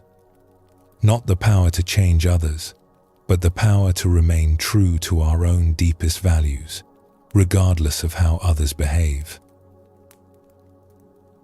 First, consider whether there is someone in your life who might benefit from patient, persistent kindness.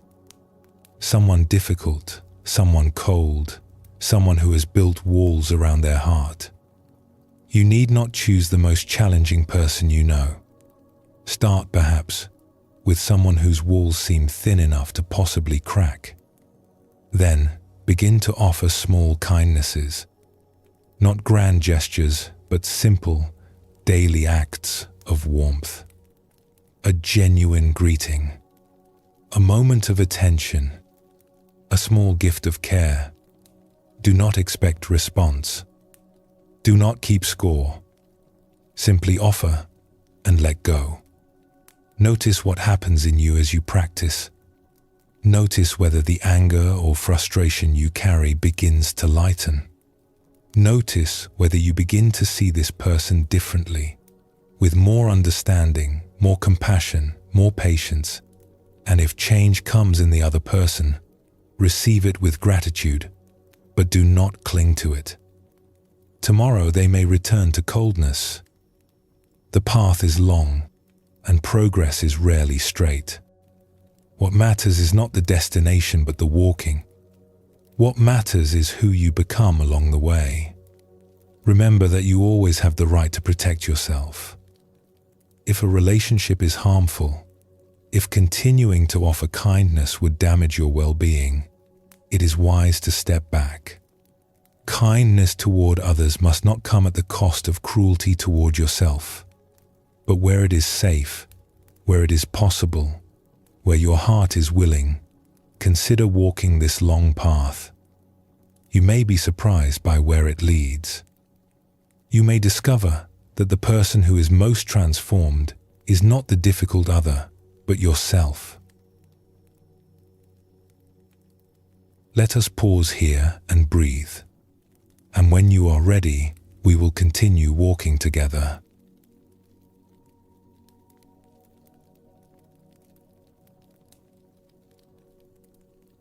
We have walked together through stories of transformation, witnessing how patience and kindness can soften even the hardest of hearts.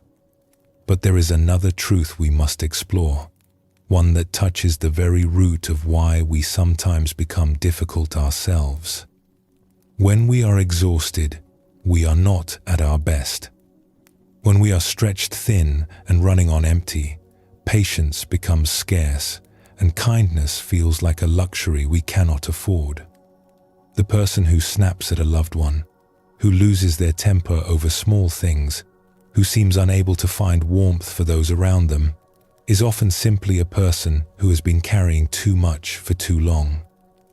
The Buddha taught the middle way, a path that avoids the extremes of indulgence and deprivation. This teaching applies not only to our spiritual practice, but to how we live our daily lives. We cannot pour from an empty vessel. We cannot offer kindness to others when we have none left for ourselves.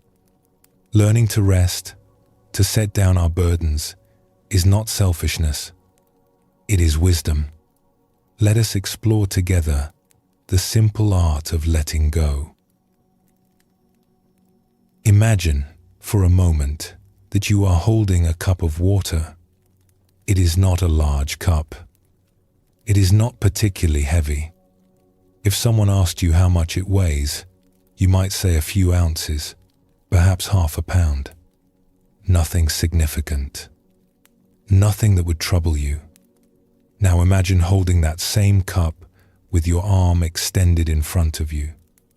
At first, it feels like nothing at all. The weight is barely noticeable.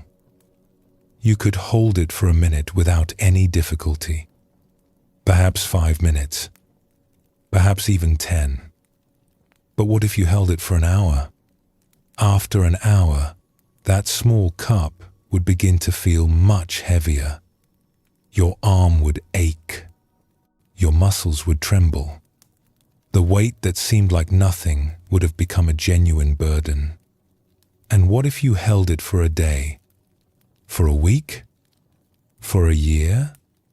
The cup has not changed. It weighs exactly the same as it did in the first moment. But your experience of it has transformed entirely. What began as weightless has become unbearable. What seemed easy has become impossible. This is a teaching about more than cups. This is a teaching about everything we carry. We all carry burdens, responsibilities at work, obligations at home, worries about the future, regrets about the past, concerns for those we love, the endless small tasks that fill our days and occupy our minds. None of these burdens, taken alone, is necessarily crushing.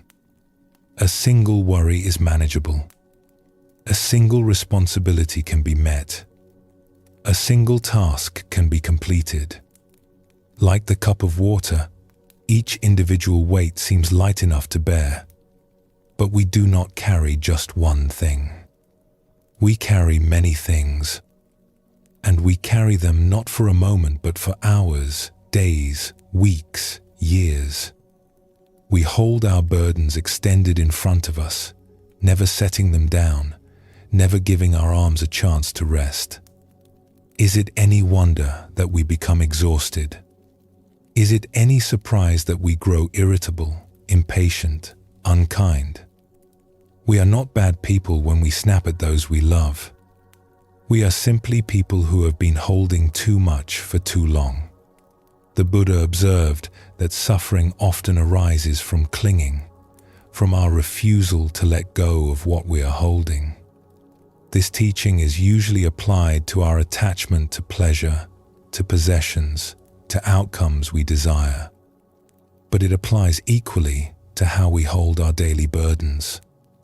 We cling to them. We refuse to set them down. And in our clinging, we create suffering for ourselves and for those around us. Here is a truth so simple that we often overlook it entirely. When the cup becomes heavy, set it down. Not forever. Not because the work does not matter. Not because the responsibilities will disappear. But for a few minutes. For a brief rest. For just long enough to let your arms recover their strength. This is not laziness. This is not avoiding your duties. This is wisdom. Because here is what happens when you set down the cup for 5 minutes and then pick it up again. It feels lighter. The cup has not changed. It weighs exactly what it weighed before. But you have changed. Your muscles have rested. Your strength has returned. What felt impossible now feels manageable again. The same is true of all the burdens we carry. When we allow ourselves to rest, when we set down our worries and responsibilities for even a short time, we return to them renewed. We work more efficiently. We think more clearly. We respond to challenges with greater patience and creativity. The time we take for rest is not time wasted. It is time invested. A few minutes of genuine rest can save hours of exhausted, inefficient struggle. A brief pause can prevent the mistakes and conflicts that arise when we are running on empty. There is an old saying that applies here. You cannot pour from an empty cup. To give to others, to meet our responsibilities, to show up fully for our lives, we must first make sure there is something within us to give. Rest fills the cup. Constant striving empties it. Let us look at how exhaustion spreads through our lives. Imagine someone who works very hard. They rise early, rush through their morning, and arrive at work already feeling hurried. Throughout the day, they push themselves relentlessly. There is always more to do, always another task demanding attention. They skip breaks. They eat lunch at their desk. They stay late to finish one more thing. By the time they arrive home, they are depleted. They have nothing left to give. Their family greets them, wanting connection, wanting presence, wanting love. But the well is dry. They snap at small irritations. They retreat into silence or distraction. They are physically present, but emotionally absent. And so the evening passes without nourishment, without true rest, without the warmth of genuine connection. They go to bed tired, sleep poorly, and wake the next morning already behind. Now the cycle accelerates. They arrive at work not only with the burdens of the day, but with the weight of a difficult evening and a restless night. They are less efficient, more prone to mistakes, more irritable with colleagues. The day feels harder than it needs to be. And when they return home that evening, they are even more depleted than before. The family, still wanting connection, still needing presence, meets someone with even less to give. The disappointment grows. The distance widens. This is how exhaustion spreads. Work stress creates home stress. Home stress creates work stress. Each feeds the other, and the cycle spirals downward until something breaks. The Buddha taught that to end suffering, we must understand its causes. The cause of this cycle is not too much work or too many responsibilities. The cause is that we have forgotten how to set down the cup. Breaking the cycle requires something that may seem counterintuitive. It requires doing less, at least for brief moments, so that we can ultimately do more. It requires stopping, even when everything in us tells us to keep going. It requires the wisdom to recognize that rest is not the enemy of productivity, but its essential foundation. Consider what happens when we build small pauses into our day. Perhaps 10 minutes in the morning before the rush begins, sitting quietly with a cup of tea, letting the mind settle before the demands arrive. Perhaps a few minutes in the middle of the day, stepping away from the desk, closing the eyes, allowing the accumulated tension to release. These pauses cost us time, but they return far more than they take. The mind that has rested, even briefly, works more efficiently.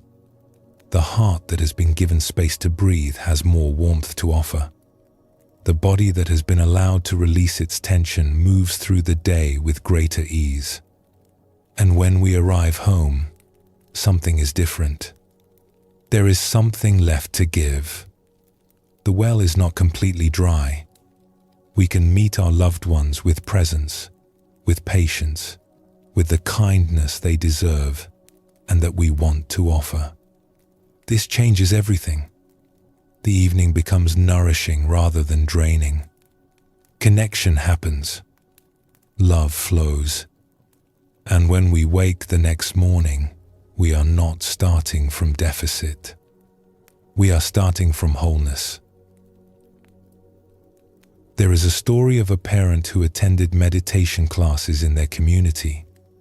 These classes were held one evening each week, and they required leaving work, traveling across town, and sitting quietly for an hour before returning home. For this parent, already stretched thin by the demands of work and family, the weekly class felt like a burden, another obligation, another thing taking time away from everything else that needed to be done. On many evenings, the temptation to skip the class was strong. I am too tired, this parent would think. I have too much to do. The family needs me at home. I cannot spare the time. One such evening, after a particularly exhausting day, the parent announced to their child that they would not be going to the meditation class that week. The child looked up with concern. "But you must go," the child said. "I am too tired, little one. I need to stay home tonight." "No," the child insisted. "You must go." "Why?" the parent asked, puzzled by the child's persistence. The child's answer was simple and devastating in its honesty. Because you are much nicer when you come back. In that moment, the parent understood something important. The time spent in meditation was not a luxury. It was not selfish. It was not taking away from the family. It was giving to the family. The rest, the stillness, the brief setting down of all burdens, these were not indulgences. They were necessities. And the family could see the difference, even when the parent could not. From that day forward, the parent rarely missed a class. Not because meditation had become easy or convenient, but because the child's words had revealed a truth that could not be unseen. The pause was not optional. It was essential. When we rest, we give a gift not only to ourselves, but to everyone around us. The colleague who works with a rested co-worker receives patience instead of irritability. The child who comes home to a rested parent receives presence instead of distraction. The partner who shares an evening with someone who has paused to breathe receives love instead of exhaustion. This is not obvious to us when we are caught in the cycle of constant doing. We think that by working harder, by never stopping, by sacrificing our rest, we are giving more to those who depend on us. We think that rest is selfish, that pausing is weakness, that setting down the cup means letting people down. The opposite is true. Our exhaustion is not a gift to anyone. Our depletion does not serve those we love. When we run ourselves empty, everyone suffers. There is a teaching attributed to the Buddha that speaks to this truth. He said that if we truly loved ourselves, we would never harm another, for we would understand that harming others harms ourselves. The reverse is also true. If we truly loved others, we would care for ourselves, for we would understand that our well-being is the foundation of all we have to offer. Rest is not separate from service. Rest is what makes service possible. Setting down the cup is not abandoning our responsibilities. It is ensuring that we can meet them with the presence and care they deserve. Consider the cup you are holding right now. Not a physical cup, but the weight of all you are carrying. The responsibilities, the responsibilities, the responsibilities, the responsibilities, the responsibilities, the worries, the endless tasks. How long have you been holding them? How heavy have they become? Now consider this. What would it feel like to set them down, even for a moment? You might fear that if you set them down, you will never pick them up again. You might worry that the world will fall apart without your constant holding. But the world is more resilient than you think, and you are more essential to it rested than exhausted. The Buddha taught that attachment causes suffering. We are attached not only to pleasant things but to our own busyness, our own sense of indispensability, our own identity as someone who never stops. Letting go of this attachment, even briefly, can feel very difficult. But it is also a small liberation. You do not have to change everything at once. You do not have to find hours of rest when you have only minutes. Simply begin where you are. Find one moment today when you can set down the cup. Take one breath that is not hurried. Allow yourself one pause that asks nothing of you except to be present. This is enough to begin. This is the seed from which a different life can grow. Let us pause here and practice what we have learned. Let your breath deepen, and when you are ready, gently, we will continue on together.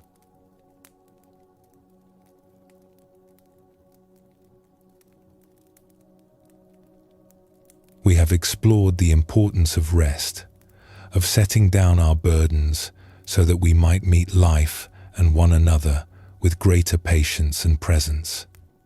But even when we are rested, even when our hearts are full, there come times when we must speak difficult truths. Times when someone we care about needs to hear something they may not want to hear. Times when silence would be a disservice to love. How do we speak such truths without causing unnecessary harm? How do we offer correction without closing hearts? How do we say what needs to be said in a way that can actually be received? The Buddha placed great emphasis on right speech, listing it as one of the essential elements of the path to liberation. He taught that our words should be true, but also that truth alone is not enough. Our words should also be kind. They should be timely. They should be spoken with a heart of goodwill. And they should be beneficial, offered not to harm but to help. This is a high standard. It asks us to consider not only what we say, but how and when and why we say it. It invites us to become craftspeople of communication, shaping our words with the same care a potter brings to clay. When someone criticizes us, what happens inside? For most of us, the first response is not openness but defense. We feel attacked. We feel misunderstood. We feel the need to explain ourselves, to justify our actions, to push back against what feels like an assault on who we are. This is natural. This is human. We have soft places within us, tender spots that flinch when touched too roughly.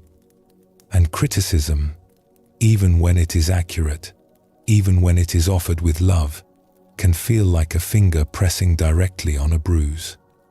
So we build walls. We stop listening. We prepare our counter-arguments before the other person has even finished speaking. We focus on finding flaws in their critique rather than truth we might learn from. The very feedback that could help us grow bounces off our defenses and falls to the ground, unheard and unused. This is a great loss. There is wisdom in how others see us. There are blind spots in our self-perception that only another's eyes can reveal. When we cannot receive feedback, we cut ourselves off from one of the most valuable sources of learning available to us.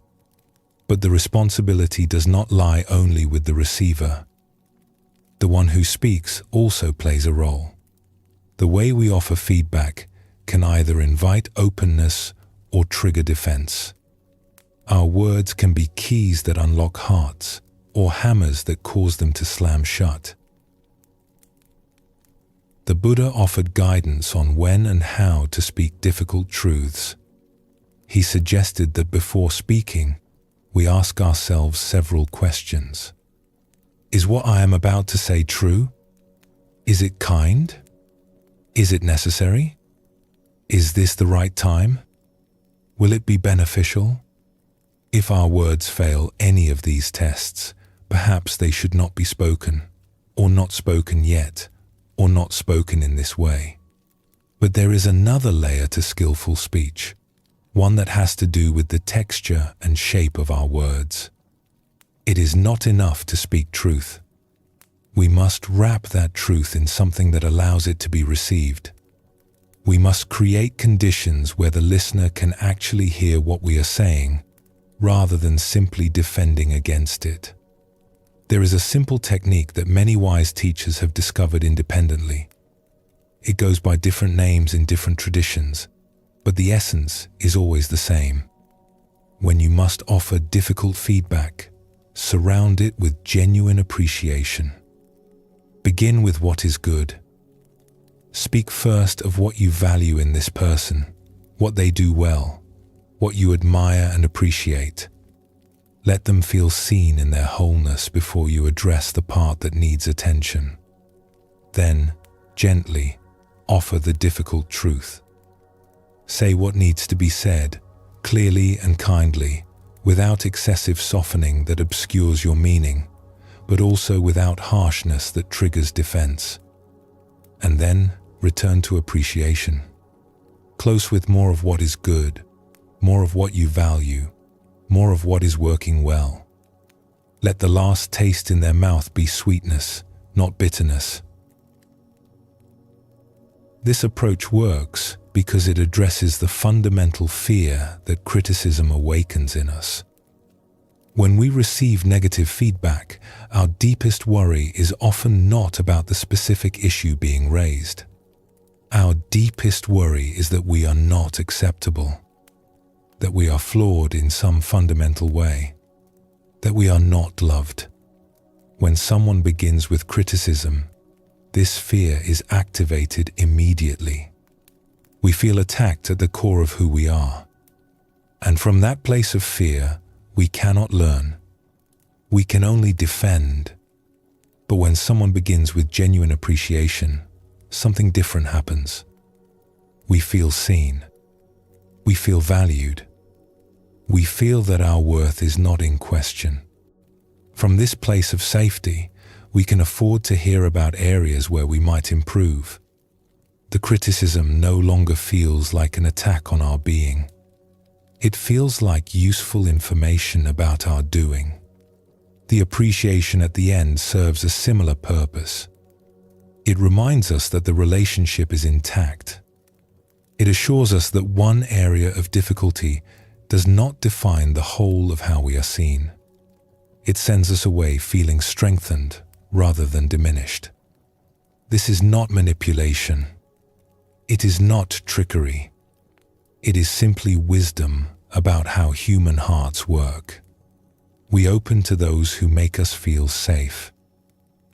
We close to those who make us feel threatened. If we want our words to reach another person, we must first create the conditions where reaching is possible. There is a caution here that must be spoken.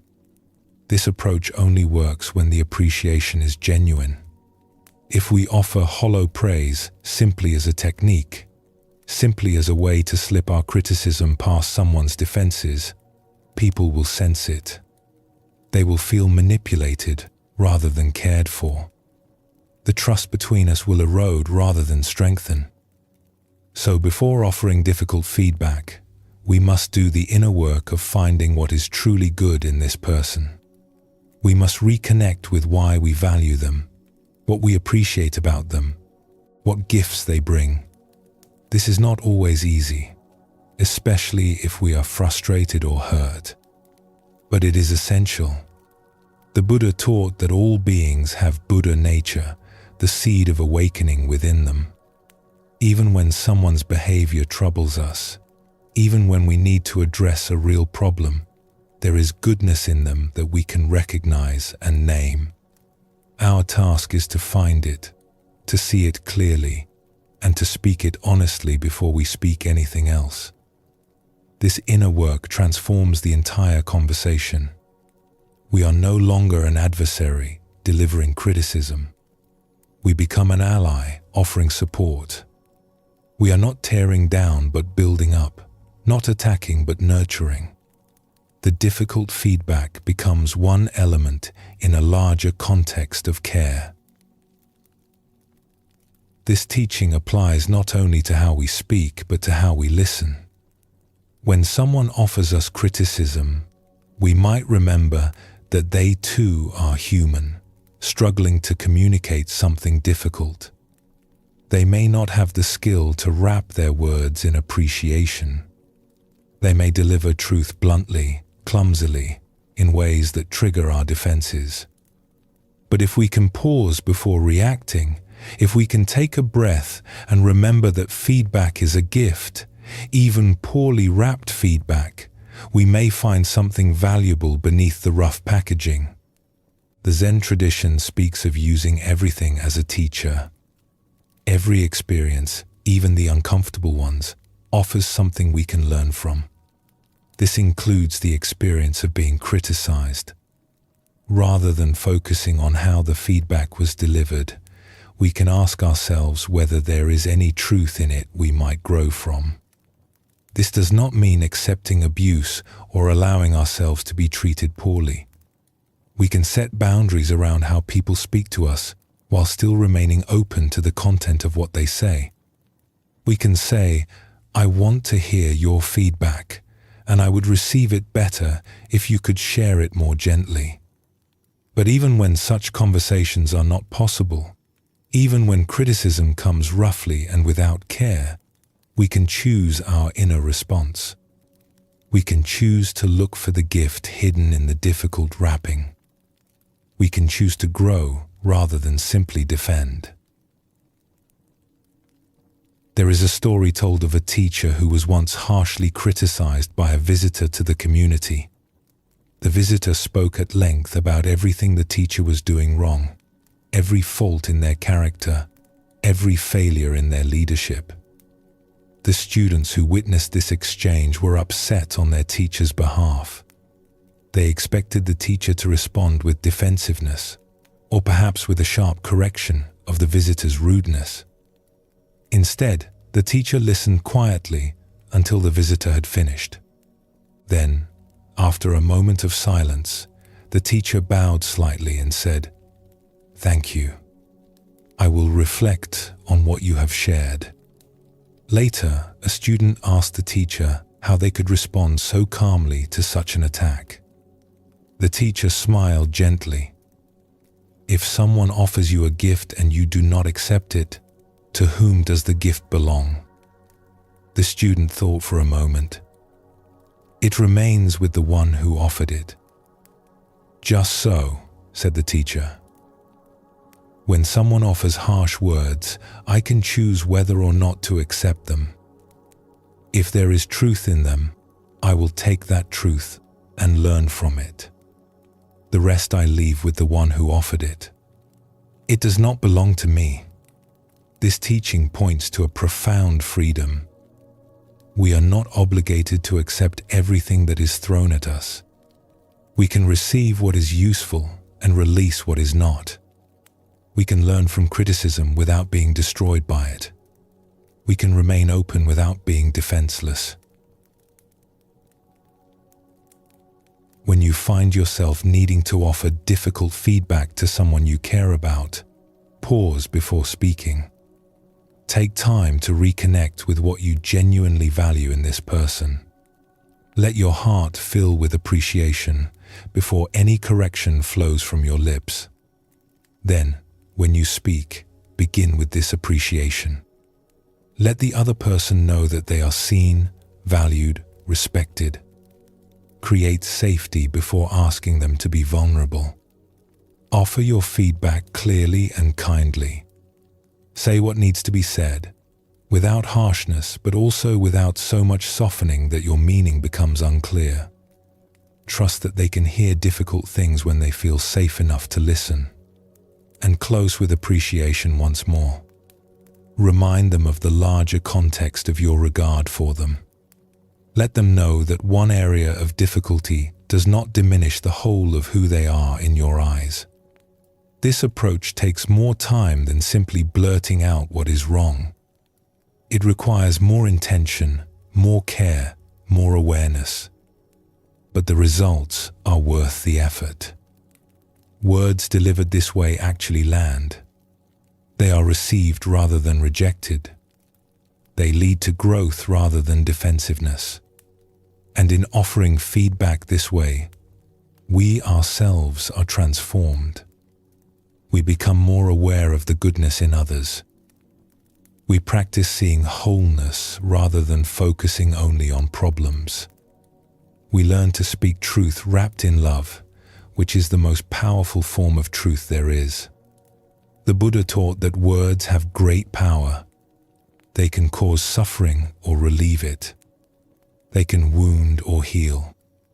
They can divide or connect. Each time we speak, we are choosing what kind of power to release into the world. Rest now in the silence between words. Breathe gently. Let these teachings settle wherever they are needed. And when you are ready, we will continue on together.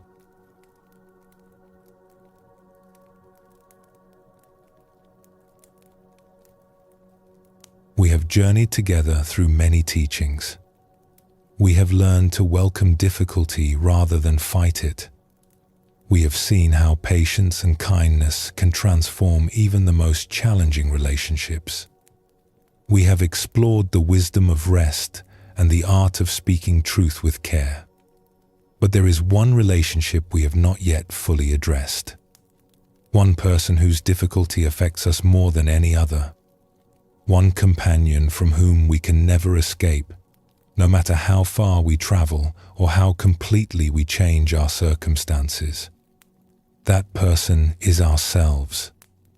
The Buddha taught that we should be our own refuge, our own island in the midst of the flood. But how can we take refuge in someone we have not made peace with?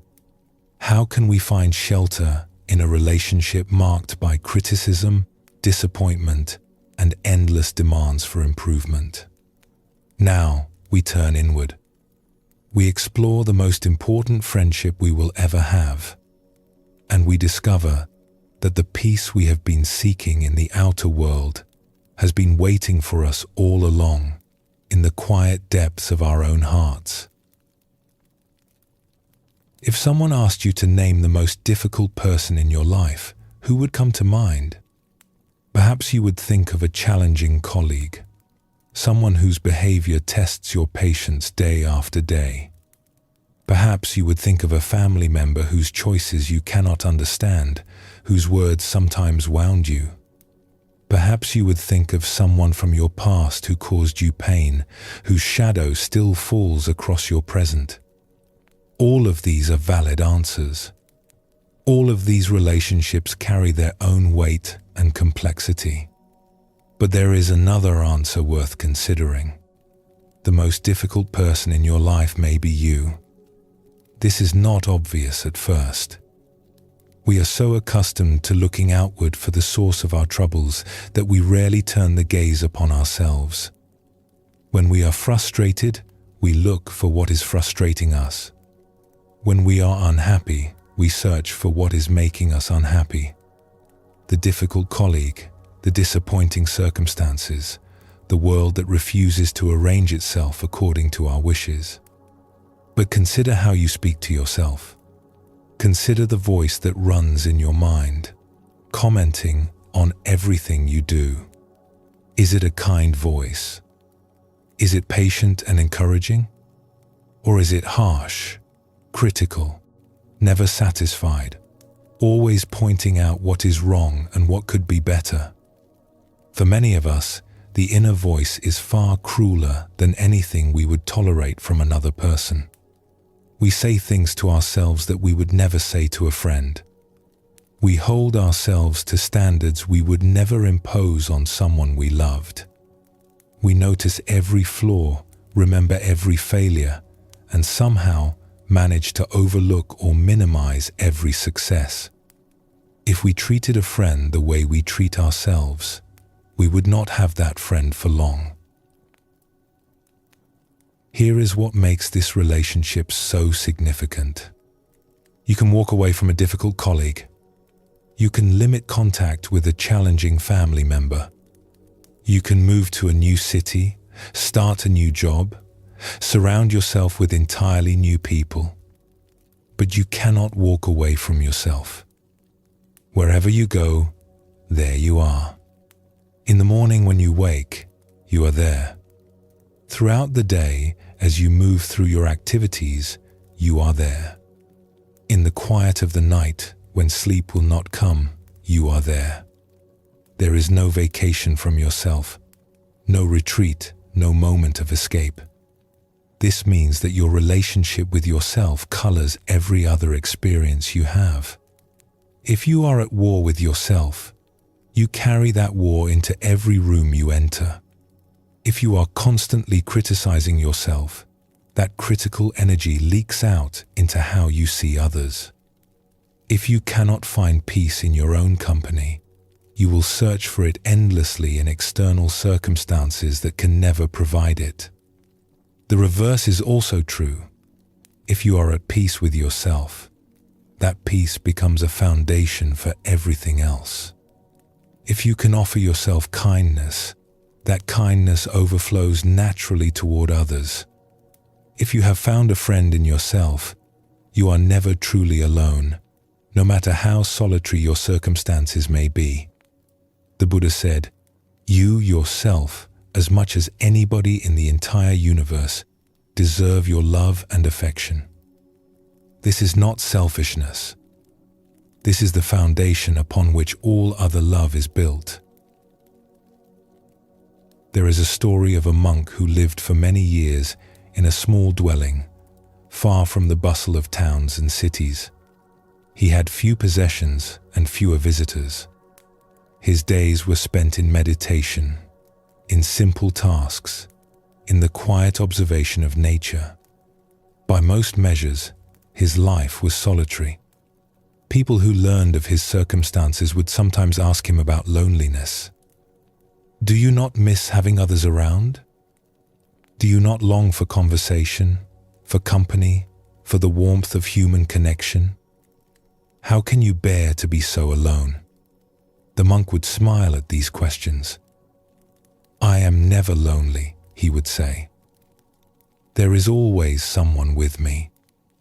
The questioners would look around, puzzled. The dwelling was clearly empty.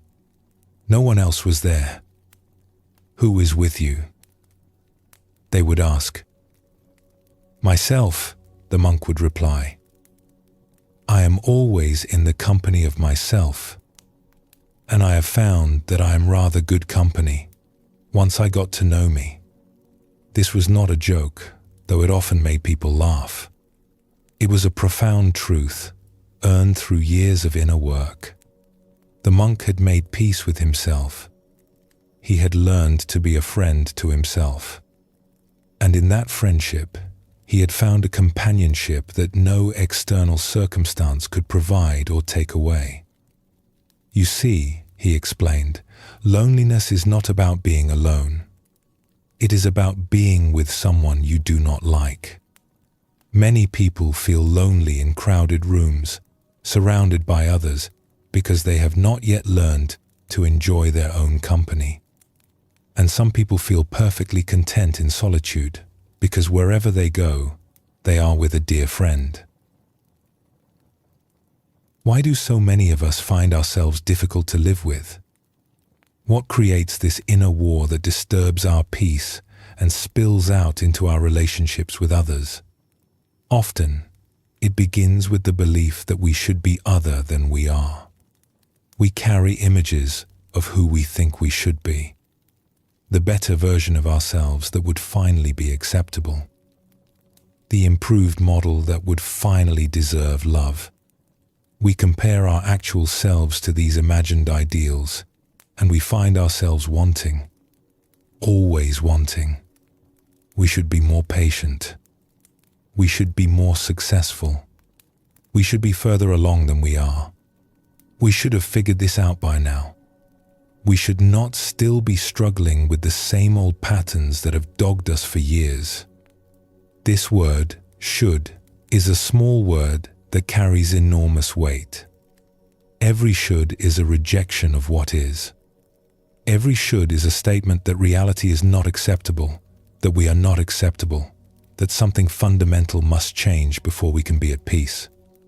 But here is a liberating truth, one that the Buddha pointed toward again and again. You are already whole. You are already complete. You are already enough. Not the future you who has solved all your problems. Not the imagined you who has overcome all your flaws. The you that exists right now, in this moment, with all your imperfections and struggles and unfinished edges. This does not mean there is no room for growth. It does not mean we should abandon all aspiration.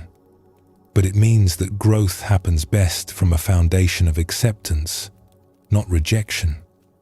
We can work to become more skillful, more kind, more wise, without first requiring ourselves to be unacceptable as we are. How do we become friends with ourselves? We begin by noticing. Simply noticing, without trying to change anything, how we habitually treat ourselves. What do we say to ourselves when we make a mistake? What tone do we use? What words? If we could hear these inner conversations played back to us, how would they sound? This noticing, done with gentleness rather than judgment, is itself a radical act. Most of us have never really listened to the inner voice. It runs constantly in the background, shaping our experience, and we take it for granted like the hum of an appliance. Bringing it into awareness is the first step toward change. Then we can begin to question. Is this voice telling the truth? Are we really as flawed as it claims? And even if there is some truth in its criticisms, is this harsh tone the most effective way to inspire growth? Would we speak this way to someone we loved? Would it help them to hear these words? Usually, the answer is no. Harshness does not inspire growth. It inspires shame, withdrawal, defensiveness. The inner critic, despite its apparent intention to help us improve, often keeps us stuck. We become so busy defending against its attacks that we have no energy left for actual change.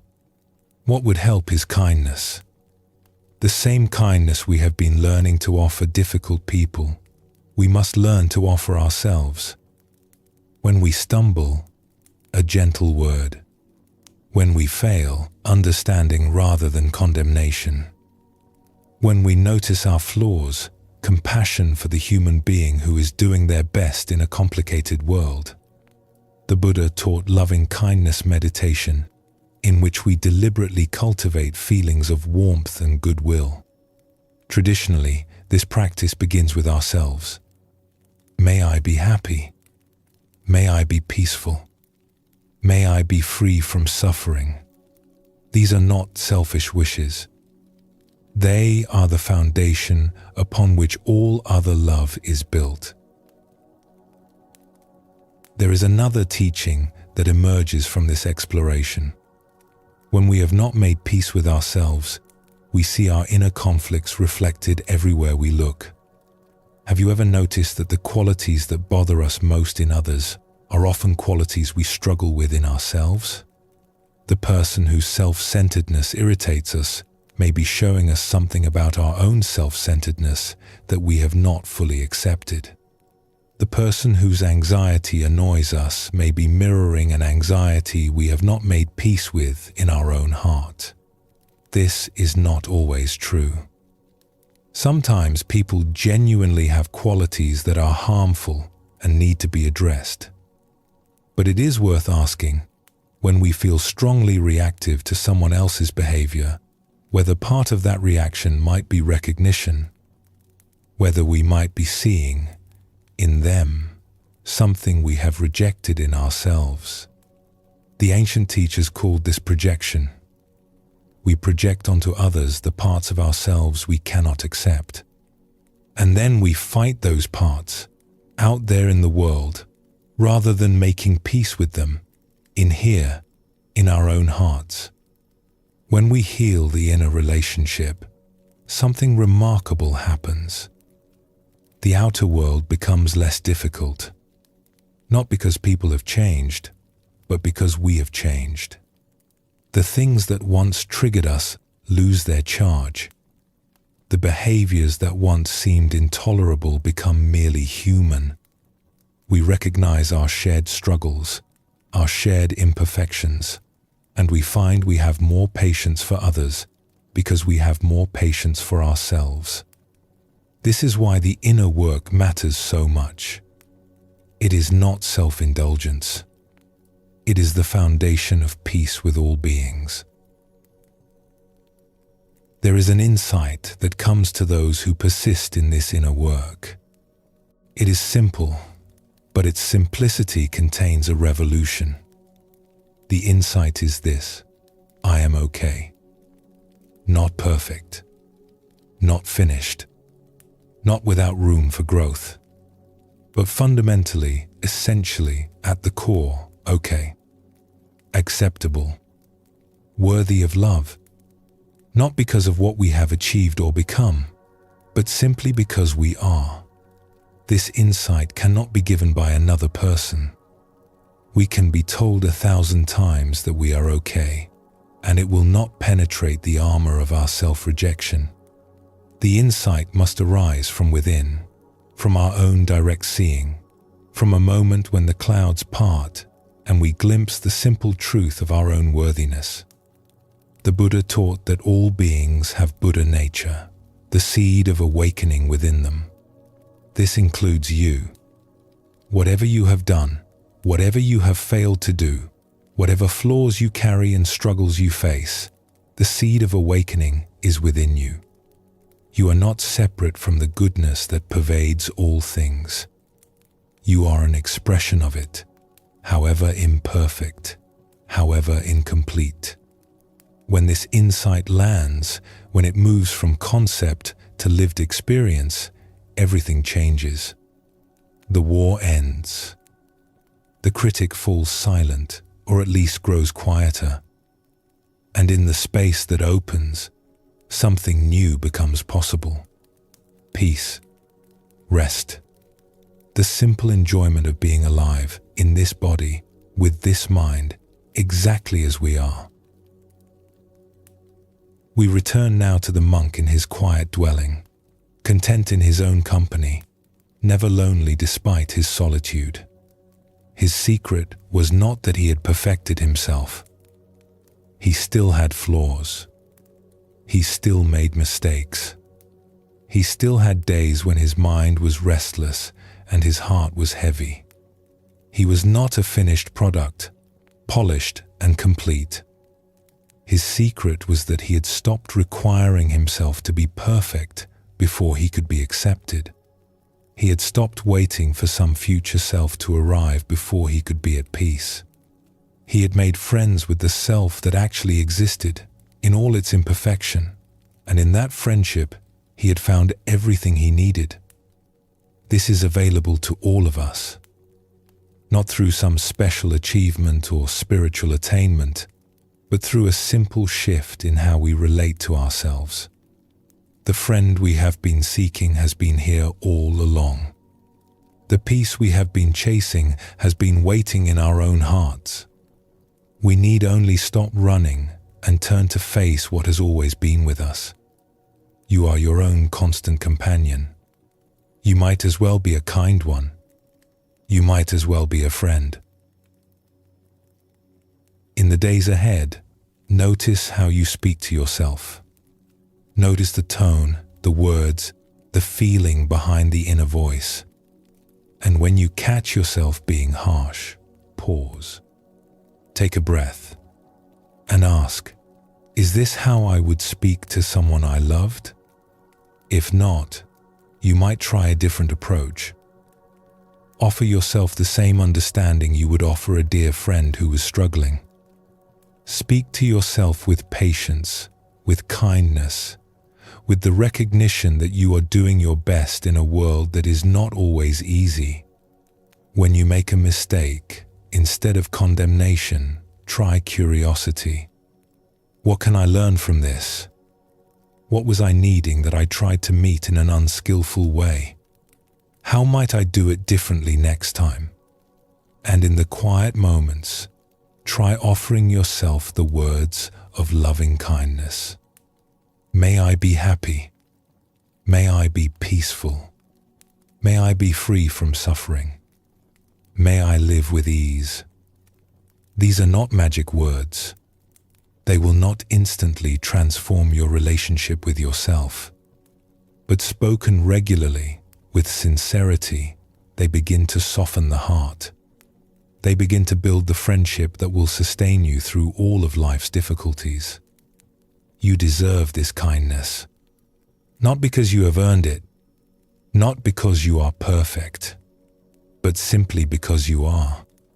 Simply because you are a living being, doing your best, worthy of love, like every other being in this vast and mysterious universe. Rest now in your own presence.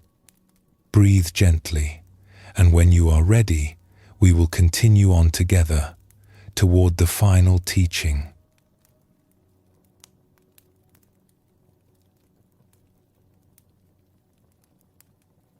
We have discovered the importance of befriending ourselves, of making peace with the one companion from whom we can never escape. This inner friendship creates a foundation of stability that supports us through all of life's challenges. But challenges will still come. No matter how much inner work we do, no matter how deep our peace becomes, life will continue to throw difficulties in our path. People will criticize us. Circumstances will disappoint us. Plans will fall apart. The ground we thought was solid will sometimes shift beneath our feet. The question is not whether difficulty will come. The question is what we will do with it when it arrives. Now, we explore a radical possibility.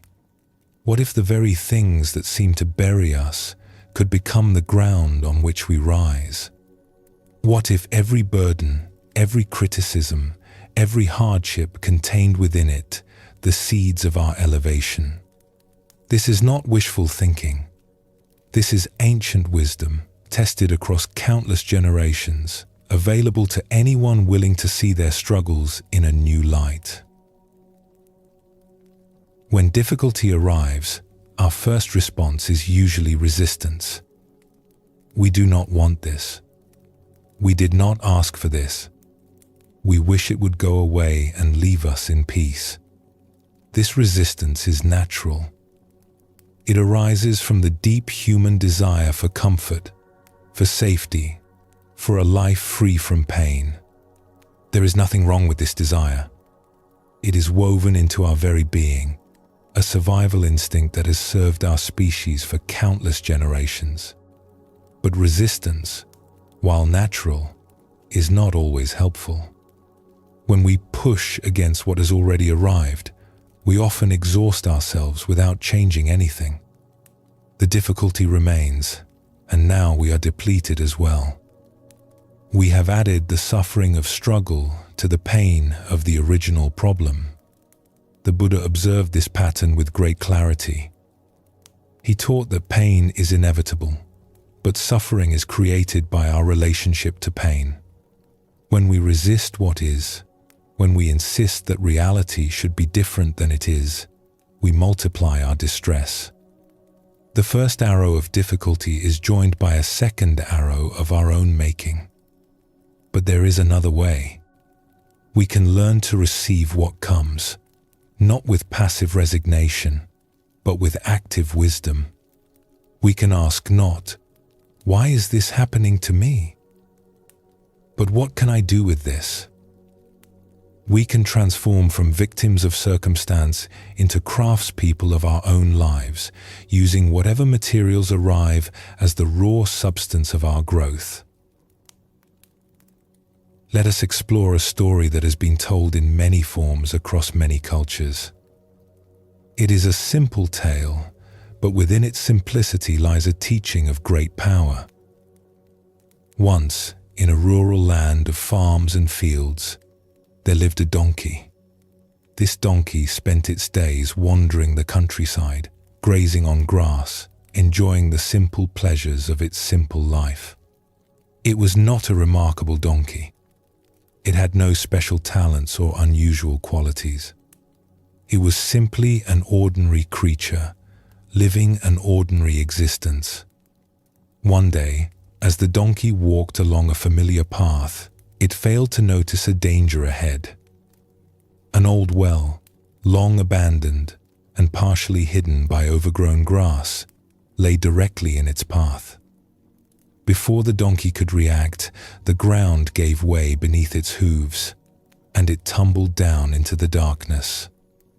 The fall was frightening, but the donkey survived. The well was dry, so there was no danger of drowning. And while the landing was hard, no bones were broken. The donkey stood in the dim light at the bottom of the well, shaken but alive. But survival was only the beginning of its problems. The walls of the well were smooth and steep. There was no way to climb out. The donkey was trapped. It began to call for help. The sound of a donkey in distress is not a pleasant sound, but it is a loud one. The donkey cried out again and again, hoping that someone would hear, that someone would come to rescue it from this dark prison. Eventually, someone did hear. A farmer who owned the land came to investigate the noise. But by the time he arrived, the donkey had grown quiet, exhausted from calling out for so long.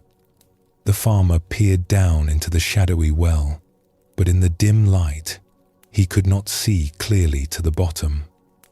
The farmer had long worried about this old well. It was dangerous, he thought. Someone might fall in.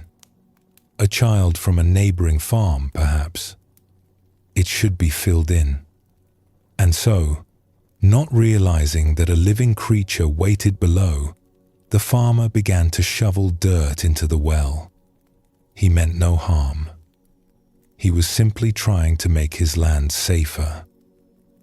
But scoop after scoop of earth fell down into the darkness, landing on the donkey's back, dusting its fur, piling up around its legs. The donkey was frightened. First the fall, then the long hours of waiting, and now this.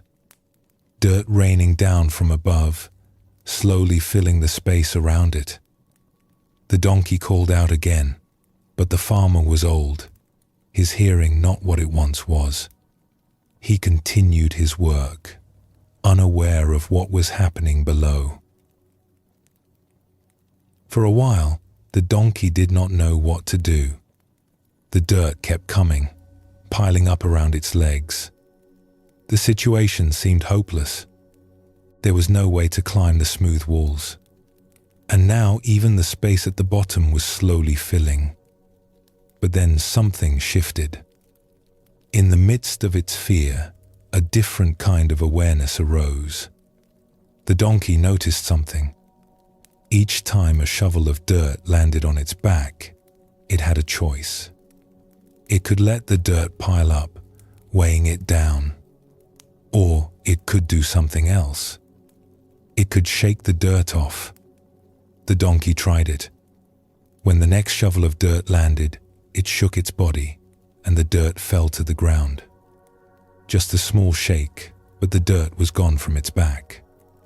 And then the donkey noticed something else. The dirt that had fallen was now beneath its hooves. It was standing a little higher than before. A kind of understanding dawned. Each shovel of dirt that fell from above could become something else entirely. If the donkey shook it off, the dirt would fall beneath it. And if the donkey then stepped up onto that dirt, it would rise a little higher in the well. Shake it off. Step up. Shake it off. Step up. The donkey began to practice this, again and again. Each time dirt fell, the donkey shook it off and stepped up. What had seemed like a hopeless situation was slowly becoming the means of escape. The farmer, meanwhile, continued his work without looking down. The well was deep, and he assumed it would take many loads of earth to fill. He shoveled steadily, thinking only of making the land safe. He did not notice when a pair of ears appeared at the top of the well. He did not notice when a head followed, then a neck, then shoulders. He did not notice until the donkey, having risen all the way from the bottom of the well on a platform of fallen earth, stepped calmly out onto solid ground. The farmer dropped his shovel in astonishment. The donkey stood before him, covered in dust, but very much alive. For a long moment, they simply looked at each other. Then the farmer began to laugh, a gentle laugh of wonder and relief. He had not known. He had not meant any harm. And somehow, against all odds, the creature had found its way out. He brought the donkey water and brushed the dust from its coat. And when the donkey eventually wandered off, continuing on its way, the farmer watched it go with a newfound respect for the quiet wisdom that can arise in the most unlikely of beings. This story carries a teaching that applies far beyond the situation of a donkey in a well. Throughout our lives, people will throw dirt on us. We have a choice in how we respond. We can let the dirt pile up. We can accept each criticism as proof of our worthlessness. We can allow each dismissal to push us down further, each cruelty to bury us more deeply. If we respond this way, the people who throw dirt at us will achieve their aim. We will be buried. Or we can do what the donkey did. We can shake it off and step up. Every criticism contains information. Sometimes the information is about us, something we might learn from. Sometimes the information is about the person doing the criticizing, their own pain or insecurity or need to diminish others. Either way, we can shake off the weight of the attack and use what we have learned to rise a little higher. Every hardship builds strength. The muscles of resilience are developed not in easy times but in difficult ones. Each challenge we face and survive leaves us more capable of facing the next one. We step up onto our difficulties and find ourselves standing taller than before. Every apparent setback can become a setup for growth. The job we did not get opens a door we never would have noticed. The relationship that ended frees us to become someone we could not have become within it. The plan that fell apart makes room for something better to emerge. There is a teaching in the Taoist tradition about the power of yielding. Water is soft and yielding, yet it wears away the hardest stone. The reed that bends in the wind survives the storm that breaks the mighty oak. The donkey in our story embodied this wisdom. It did not fight the dirt. It did not try to throw it back at the farmer. It did not waste its energy on resistance or revenge. It simply used what was given, transformed the attack into advantage, turned burial into elevation. The Buddha taught something similar when he spoke of using everything as fuel for awakening. Our greed, our anger, our confusion, these are not simply obstacles to be eliminated. They are energy that can be transformed. They are raw material for our growth. When we learn to work with what arises rather than against it, we discover resources we never knew we had. This does not mean we should seek out difficulty or welcome cruelty. The donkey did not jump into the well on purpose. It did not enjoy having dirt thrown on it. Given the choice, it surely would have preferred a peaceful day of grazing to a near-death experience in an abandoned well. But when difficulty comes, as it will, we can meet it with wisdom rather than despair. We can remember the donkey. Shake it off. Step up. There is another aspect of this teaching worth considering. Each step up was small. Each shake of the body removed only one shovel's worth of dirt. Taken alone, any single action seemed insignificant. But the actions accumulated. Step by small step, the donkey rose. What seemed like nothing became something. What seemed like nowhere became the top of the well. So it is with our own growth. Each difficulty we transform, each criticism we learn from, each hardship we use as fuel, these are small things in the moment. We do not leap to enlightenment in a single bound. We do not transcend all suffering with one insight. But the small things add up. The height accumulates. Over time, we find that we have risen far above where we started. Problems that once would have devastated us now barely disturb our peace. Criticisms that once would have buried us now slide off like water. This is the patient work of a lifetime. There is no shortcut. But there is also no limit to how high we can rise if we simply keep shaking off and stepping up. Consider the difficulties you face in your own life, the criticisms that have wounded you, the hardships that have weighed you down, the moments when it seemed like life itself was trying to bury you. What would it mean to shake these off? Not to pretend they did not happen, not to deny the pain they caused, but to refuse to let them be the final word. To take whatever truth or learning they contain and to release the rest. What would it mean to step up? To use these very difficulties as the ground on which you stand? To find that each challenge, once integrated, has left you standing just a little taller than before? The Buddha taught that life is characterized by impermanence. Nothing lasts forever, neither pleasure nor pain. The dirt being thrown on you now will not be thrown forever. The well you find yourself in is not your permanent home. But more than this, the Buddha taught that we have agency. We are not merely victims of circumstance, passively receiving whatever life throws at us. We can choose how we respond. We can choose what we do with what we are given.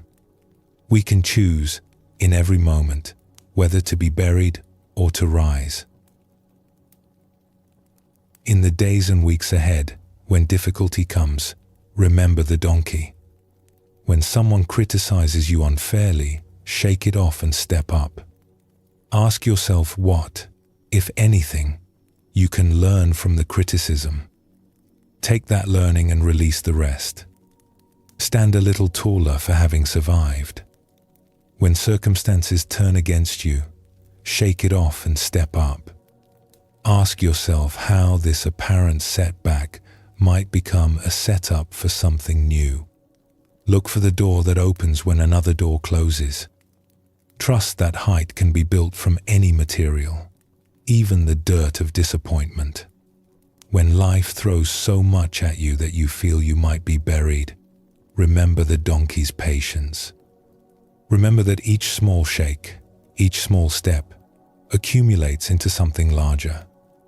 Remember that you have survived every difficulty you have ever faced, and you are still here, still standing, still capable of rising. The well is not your home. The dirt is not your destiny. You are a creature capable of transformation, capable of using whatever comes as fuel for your growth, capable of rising from the deepest darkness into the light. Rest now in this knowing. Whatever you have faced, whatever you face still, you have within you the capacity to rise. For now, simply rest. And when you are ready, we will continue on together.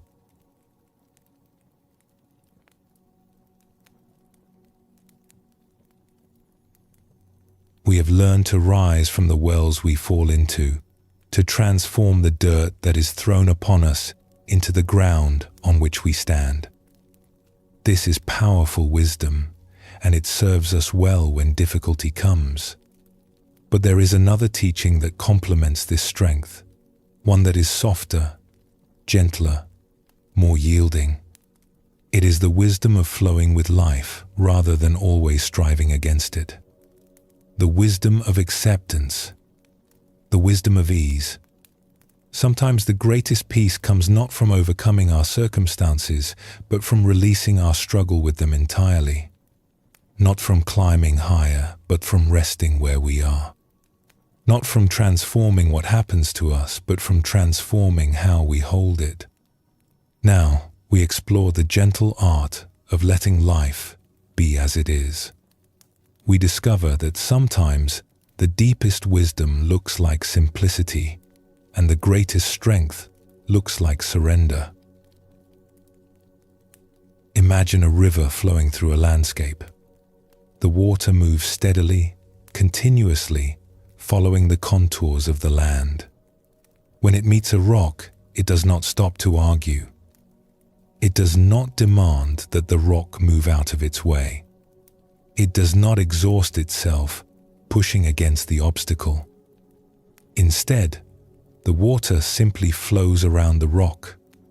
It finds another path, adapts to what is there, continues on its journey. The rock remains, but the water is not troubled. It accepts the rock as part of the landscape and keeps moving. There is profound wisdom in this image. How much of our suffering comes from arguing with rocks? How much energy do we spend insisting that life should be other than it is, that obstacles should not exist, that the landscape should rearrange itself according to our preferences? The Tao Te Ching, that ancient book of wisdom, speaks often of water. It says that nothing in the world is softer or weaker than water, yet nothing is better at overcoming the hard and strong. This is because water does not compete. It does not fight. It simply flows. We too can learn to flow, not by becoming passive or indifferent, but by releasing our tight grip on how things should be, by accepting what is, even as we work gently toward what might be, by trusting that the river knows its way to the sea, even when we cannot see the path from where we stand.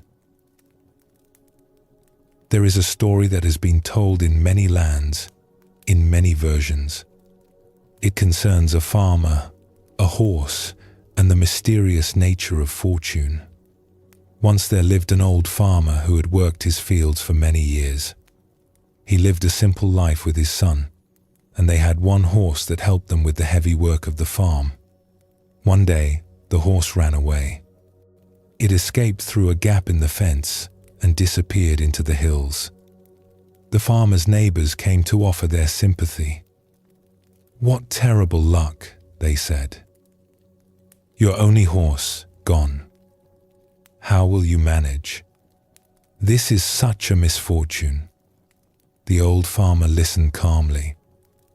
When they finished, he simply said, "Perhaps. We shall see." A few days later, the horse returned. And it did not return alone.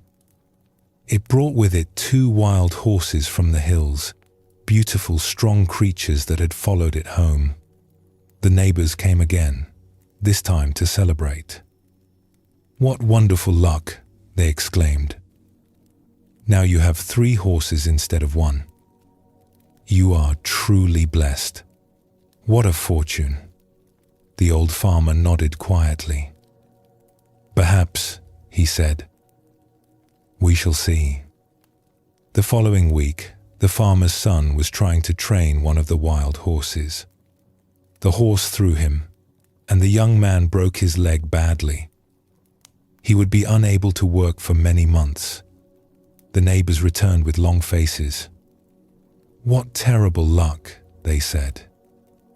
"Your son, injured. And just before the busy season. How will you harvest your crops? This is a disaster." The old farmer tended to his son with gentle care. To the neighbors, he said only, "Perhaps. We shall see." A month later, the army came through the village. War had broken out, and they were taking all the young men to fight. It was dangerous duty, and many would not return. But when they came to the old farmer's house and saw the son with his broken leg, they passed him by. He could not march, could not fight, could not serve. He was left behind. The neighbors gathered once more. "What wonderful luck," they began to say.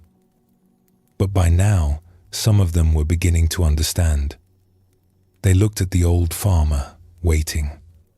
He smiled gently. "Perhaps," he said, "we shall see."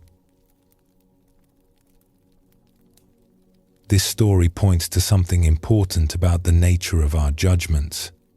We are so quick to label events as good or bad, fortunate or unfortunate, lucky or unlucky. We are so certain that we know what is best for us, what will lead to happiness, what will cause suffering. But do we really know? The farmer in the story was not indifferent to what happened. He cared for his horse when it returned. He tended to his son when he was injured. He felt relief when the army passed by. He was fully human, fully engaged with life. But he held his judgments lightly. He knew that he could not see the whole picture. He knew that what looked like misfortune might contain hidden blessings, and what looked like blessing might bring unforeseen difficulties. He knew that life is more complex and mysterious than our simple categories of good and bad can capture. The Buddha taught that much of our suffering comes from attachment, not only to things and people, but to our ideas about how life should unfold. We create stories about what we need to be happy. We build expectations about how events should proceed. And when reality fails to match our stories, we suffer.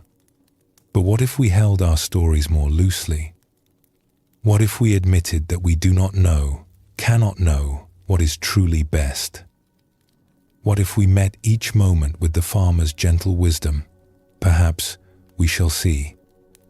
This is not passivity. It is not resignation. It is a kind of freedom. Freedom from the exhausting work of constantly judging, constantly measuring life against our expectations, constantly being disappointed when reality refuses to cooperate with our plans. We live in a world that values certainty. We are taught to make plans, set goals, know where we are going. Uncertainty feels uncomfortable, even frightening. We want to know what will happen, how things will turn out, whether we will be okay. But certainty is largely an illusion. We do not know what tomorrow will bring. We cannot predict how our choices will unfold over years and decades. The future is hidden from us, no matter how carefully we plan or how confidently we predict. The wise ones throughout history have recognized this. Rather than fighting against uncertainty, they have learned to embrace it. They have discovered that there is peace in not knowing. There is rest in releasing the need to control what cannot be controlled.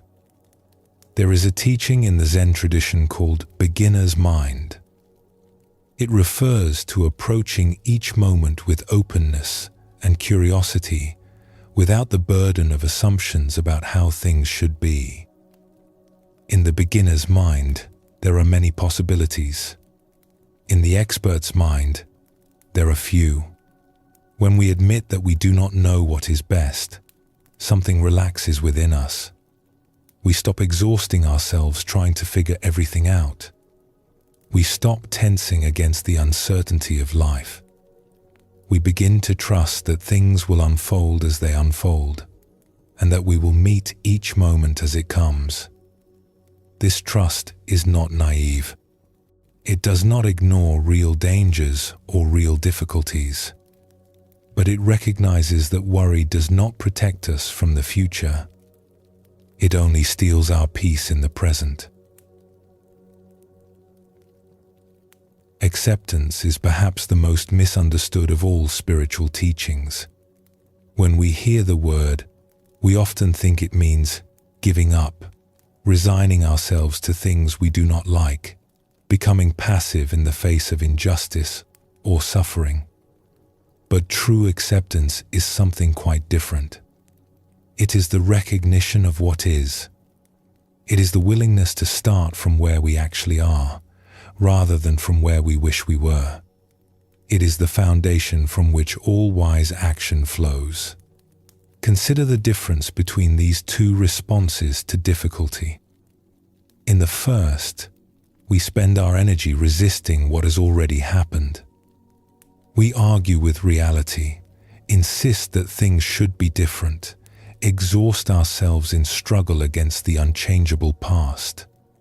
By the time we turn to address the actual situation, we are depleted and frustrated. In the second response, we accept what has happened. Not with joy, necessarily.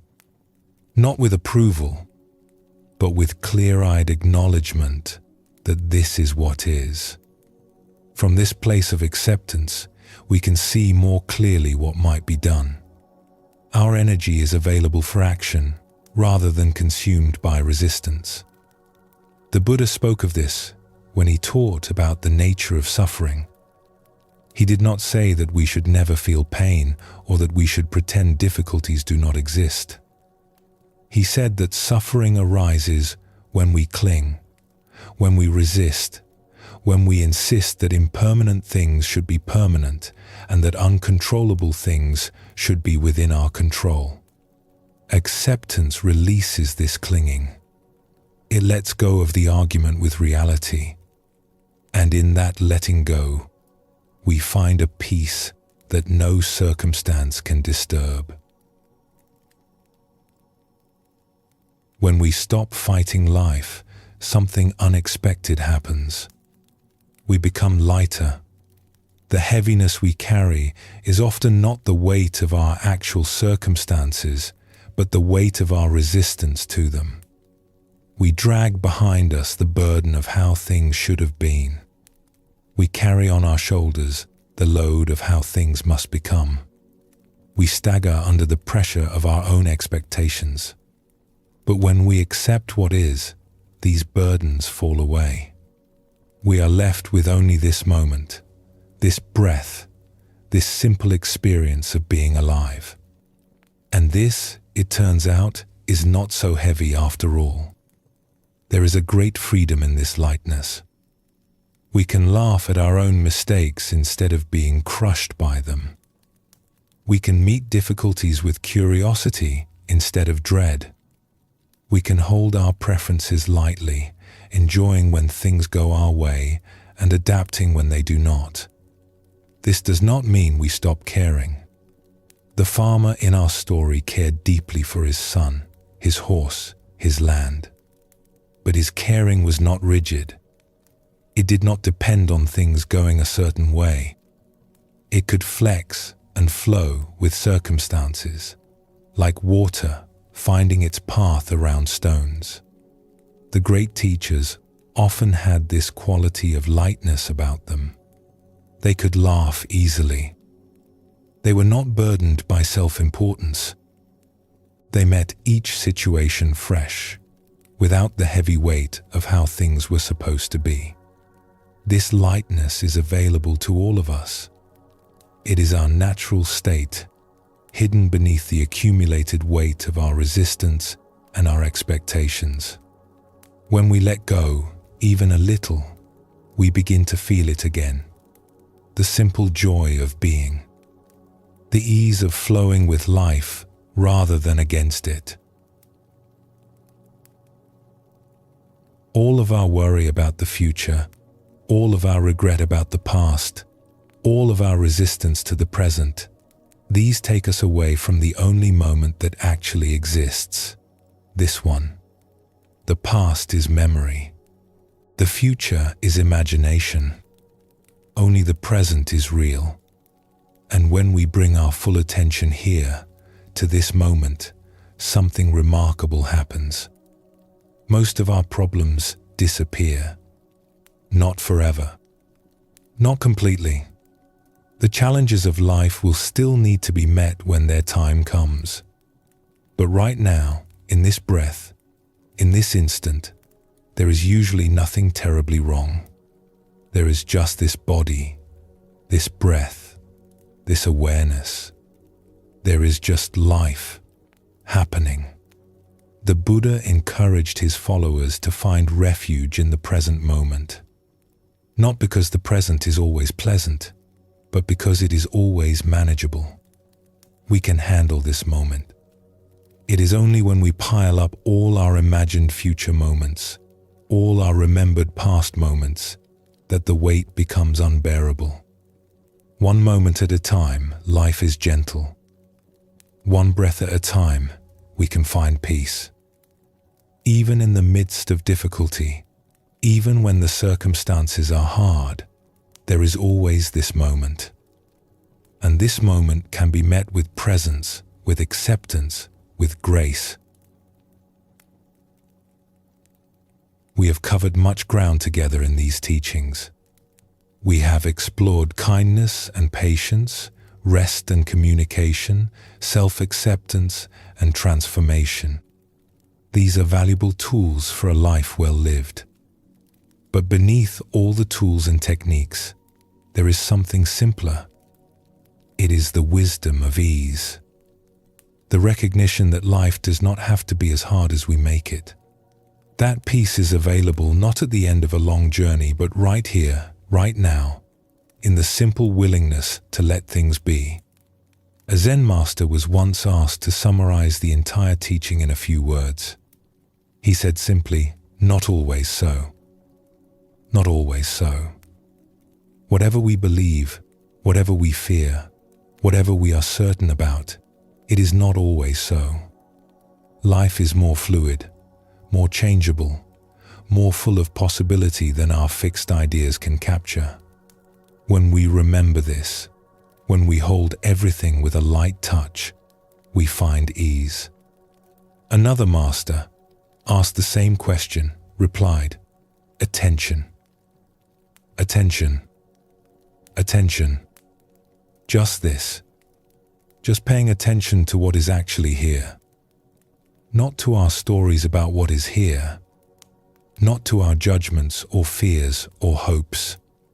Just to this moment, this breath, this experience. When we pay attention this way, life becomes simple, beautiful, enough. In the hours and days ahead, notice when you are fighting with life. Notice when you are insisting that things should be different, that circumstances should change, that people should behave other than they do. And in those moments, see if you can soften. Not to give up on what matters to you, but to release the tight grip of resistance. To say, perhaps, to say, we shall see. To find the flow that moves around obstacles rather than crashing against them. When uncertainty arises, when you do not know how things will turn out, see if you can rest in that not knowing. See if you can trust that you will meet each moment as it comes, that you have always found your way before, and that you will find it again. And when you notice the heaviness of your own expectations, your own demands on life, see if you can set them down. See if you can return to the simplicity of this moment, this breath, this gentle experience of being alive. Life is flowing. It has always been flowing.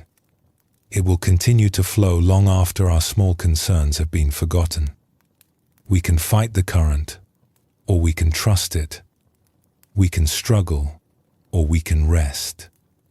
We can grip tightly, or we can open our hands and let the water carry us home.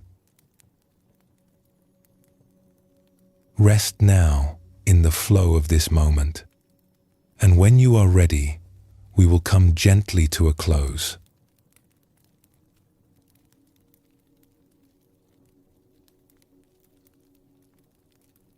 We have walked a long path together.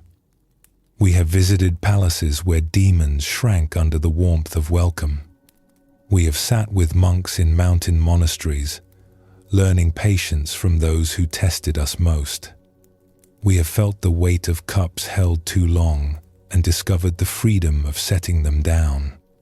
We have learned to wrap difficult truths in kindness.